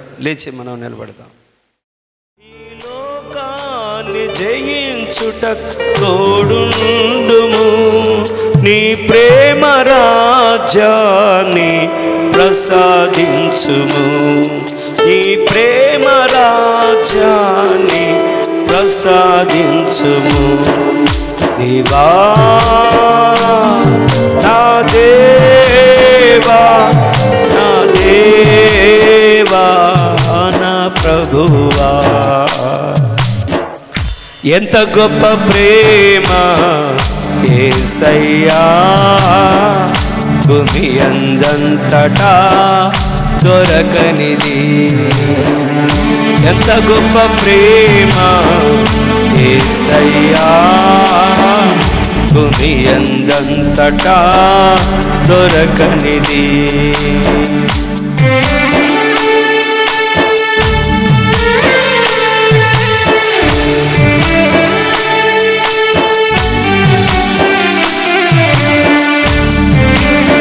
ఎటువంటి ప్రత్యేకమైనటువంటి ప్రేమ అది! ఓ విమోచన నీ ద్వారానే.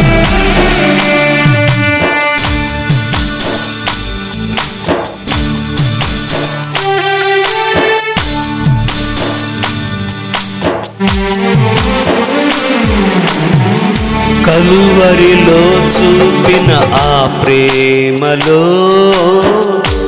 మరచిపోతిని, నే మరచిపోతిని. సిలువలో చూపిన తండ్రి ప్రేమను గుర్తించకపోతిని, గుర్తించకపోతిని.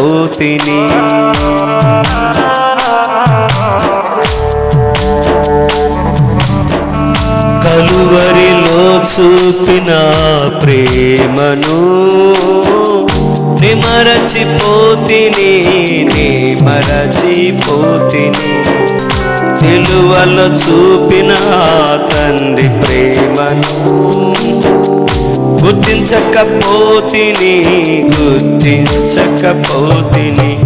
అయినా నీ ప్రేమ నన్ను విడువలేదు, అయినా నీ ప్రేమ నన్ను మరువలేదు. నీ విశ్వాసం నిరీక్షణ నాకిమ్ము, నీ విశ్వాసం నిరీక్షణ నాకిమ్ము. నీ ప్రేమ బాటలో నన్ను నడిపించుము, నీ ప్రేమ బాటలో నన్ను నడిపించుము. దేవా నా దేవా, నా దేవా నా ప్రభువా, ఎంత గొప్ప ప్రేమ యేసయ్యా, భూమి అందంతటా దొరకనిది. ఎంత గొప్ప ప్రేమ యేసయ్యా, భూమి అందంతటా దొరకనిది. ప్రార్థన చేసుకుందాం అందరం కూడా చేతులెత్తి. ఓ ప్రభువా, మహాగణుడైన తండ్రి, సర్వోన్నతుడైన దేవా, నీకు వందనాలైనా. మరి యొక్క రాత్రికాల సమయం ముందు ప్రభువా, మేము వినిన ప్రతి లేఖనాన్ని బట్టి తండ్రి మీకు కృతజ్ఞతలు మేము చెల్లిస్తూ ఉండి ఉన్నాం ప్రభువా. మరి ఏ స్థితిలో మేము ఉండి ఉన్నామో ప్రభువా, చుట్టూ జరుగుతున్న పరిస్థితులు ఏ విధంగా ఉండి ఉన్నావో తండ్రి అయ్యా, మరి వధువే స్థితిలో ఉండి ఉన్నదో, సంఘమే స్థితిలో ఉండి ఉన్నదో, మరి ఇశ్రాయేలీలే స్థితిలో ఉండి ఉన్నారో ప్రభువా, మరి నిలబడిన మేమే స్థితిలో ఉండి ఉన్నామో తండ్రి. మరి అన్నిటినీ మేము ప్రభు మరి పరిశీలనగా తెలుసుకోవడానికి ప్రభువా దయచేసి మాకు మీ సహాయాన్ని దయచేయమని అడుగుచుంటున్నాం అయ్యా. మరి నిజమే ఉదయమును అస్తమయము కలిగి ఉండగా ప్రభువా అయ్యా, మరి ఏ విధంగా దినములు సంపూర్తిగా అయి ఉండినవో ప్రభు, మరి ఈ సాయంకాలం ముందు మీరు మమ్మల్ని ఉంచినందుకు నీకు వందనాలు. మేము ఇక్కడ నుండి కటిక చీకట్లోనికి వెళ్ళట్లేదు కానీ, ఇక్కడ నుండి మేము రాత్రిలోనికి వెళ్ళట్లేదు కానీ, మరలా ఇక్కడ నుండి ఎత్తబొట్టులో నుండి ప్రభువా మళ్ళా 1000 ఏండ్ల పాలనలోనికి మేము వెళ్ళిపోవచ్చు ఉంటున్నాం. అక్కడ చీకటి కాదు కానీ తండ్రి, అక్కడ నీవే ప్రధాన అయ్యా. మరి ప్రభు వాడవు నీవే ఆ స్థలంలో ఉందువు కనుక అక్కడ భయం అనేది లేదు కానీ తండ్రి, అక్కడ మరణం అనేది లేదు కానీ ప్రభు, అక్కడ దుఃఖం అనేది లేదు కానీ తండ్రి, అది చీకటిగా ఉండబోవటం లేదు కానీ తండ్రి. సాయంకాలం తర్వాత మరలా ఉదయం రాబోవచ్చు ఉండేగా ప్రభు, దాని తర్వాత సాయంకాలం అనేది లేనే లేదు కానీ తండ్రి, అది ఎల్లప్పుడూ నీవే అక్కడ గొర్రెపిల్లగాను ప్రభు, నీవే అక్కడ దీపముగా ఉండి ఉండగా ప్రభు, ఆ గొర్రెపిల్ల అక్కడ దీపముగా ఉండును అని, అక్కడ సూర్యుడైనను చంద్రుడైనను అక్కరలేదు అని తండ్రి, అక్కడ మరొక అస్తమయము లేదు కానీ తండ్రి, ఇకెల్లప్పుడూ సంతోషమే ప్రభు. మరి అక్కడ మేము ఉండేంత వరకు నాయన ఎల్లప్పుడూ మీ కృప చేతను మీరు మమ్మల్ని కాపాడమని అడుగుతుంటున్నాం. మరి ఈ సమయం ఈ స్థితిలోనైనా మరి ఇక్కడ ఎవరెవరైతే నీ లేఖనాలు వినేయండి ఉన్నారో, మరి ఎవరెవరు ఏ స్థితిలో ఉండినప్పటికీ ప్రభు, మరి మా స్థితిలో నువ్వు ఎరిగిన దేవుడు అయ్యా. మేమైతే ఒకరి స్థితినైనా వారి గురించి అయ్యా మరి తెలుసుకోవాలంటే తండ్రి మేము ధ్యానించవలసి ఉండినది, ఎవరో చెప్తే మేము వినవలసి ఉండినది అయ్యా. కానీ మా గురించి నీకు ఎవరూ చెప్పక్కర్లేదయ్యా. నువ్వు మా జీవితాలు చదవవలసిన అవసరం లేదు. కానీ మేము ఇక్కడికి రాకమునిపే సమస్తము ఎరిగిన వాడు గనుక మరి ఎవరెవరు ఏ స్థితిలో ఉండి ఉన్నారో తండ్రి, మరి దయచేసి బలహీనమైన స్థితిలో ఉండే ప్రభువా బలవంతులుగా నిలబెట్టమని అడుగుచూ ఉంటున్నాం. శక్తి లేని స్థితిలో ఉండి ఉంటే తండ్రి మీరే శక్తిని దయచేయమని అడుగుచూ ఉంటున్నాం. అనారోగ్య స్థితిలో ఉండి ఉంటే ప్రభు మీరు ఆరోగ్యాన్ని దయచేయమని అడుగుచూ ఉంటున్నాం. మేము ఏ దిక్కు చూడడానికి లేదు, కానీ మాకున్న ఏకైక దిక్కు నీవై ఉండినావు గనుక దయచేసి ప్రభు మీ అద్భుతాలు ప్రభు ప్రతి ఒక్కరి జీవితాల్లో జరిగించండి. మరి ఈ సమయం ముందు ఈ స్థలాన్ని విడిచి వెళ్ళుచూ ఉండి ఉండగా మరలా మేమందరము చేరి ప్రార్థించినంత వరకు మీ కృపాక్షేమాలు తోడుగా ఉంచమని, మీ దేవదూతల కాపుదలను మీరు ఉంచమని అడుగుచూ ఉండినాం. మరలా మేమందరము చేరి ప్రార్థించినంత వరకు మీ కృపాక్షేమాలు మాకు తోడుగా ఉంచి నడిపించమని ఈ మనవులు ప్రభువైన యేసుక్రీస్తు నామములో అడిగి వేడుకున్నాం తండ్రి. ప్రభువైన యేసుక్రీస్తు యొక్క కరుణ, ఆయన యొక్క సహవాసం మనకును పరిశుద్ధులందరికీ సదాకాలం దేవుడు తోడుగా ఉంచునుగాక. ప్రభు యొక్క ప్రేమ మనల్ని కాపాడునుగాక. God bless you. God bless you.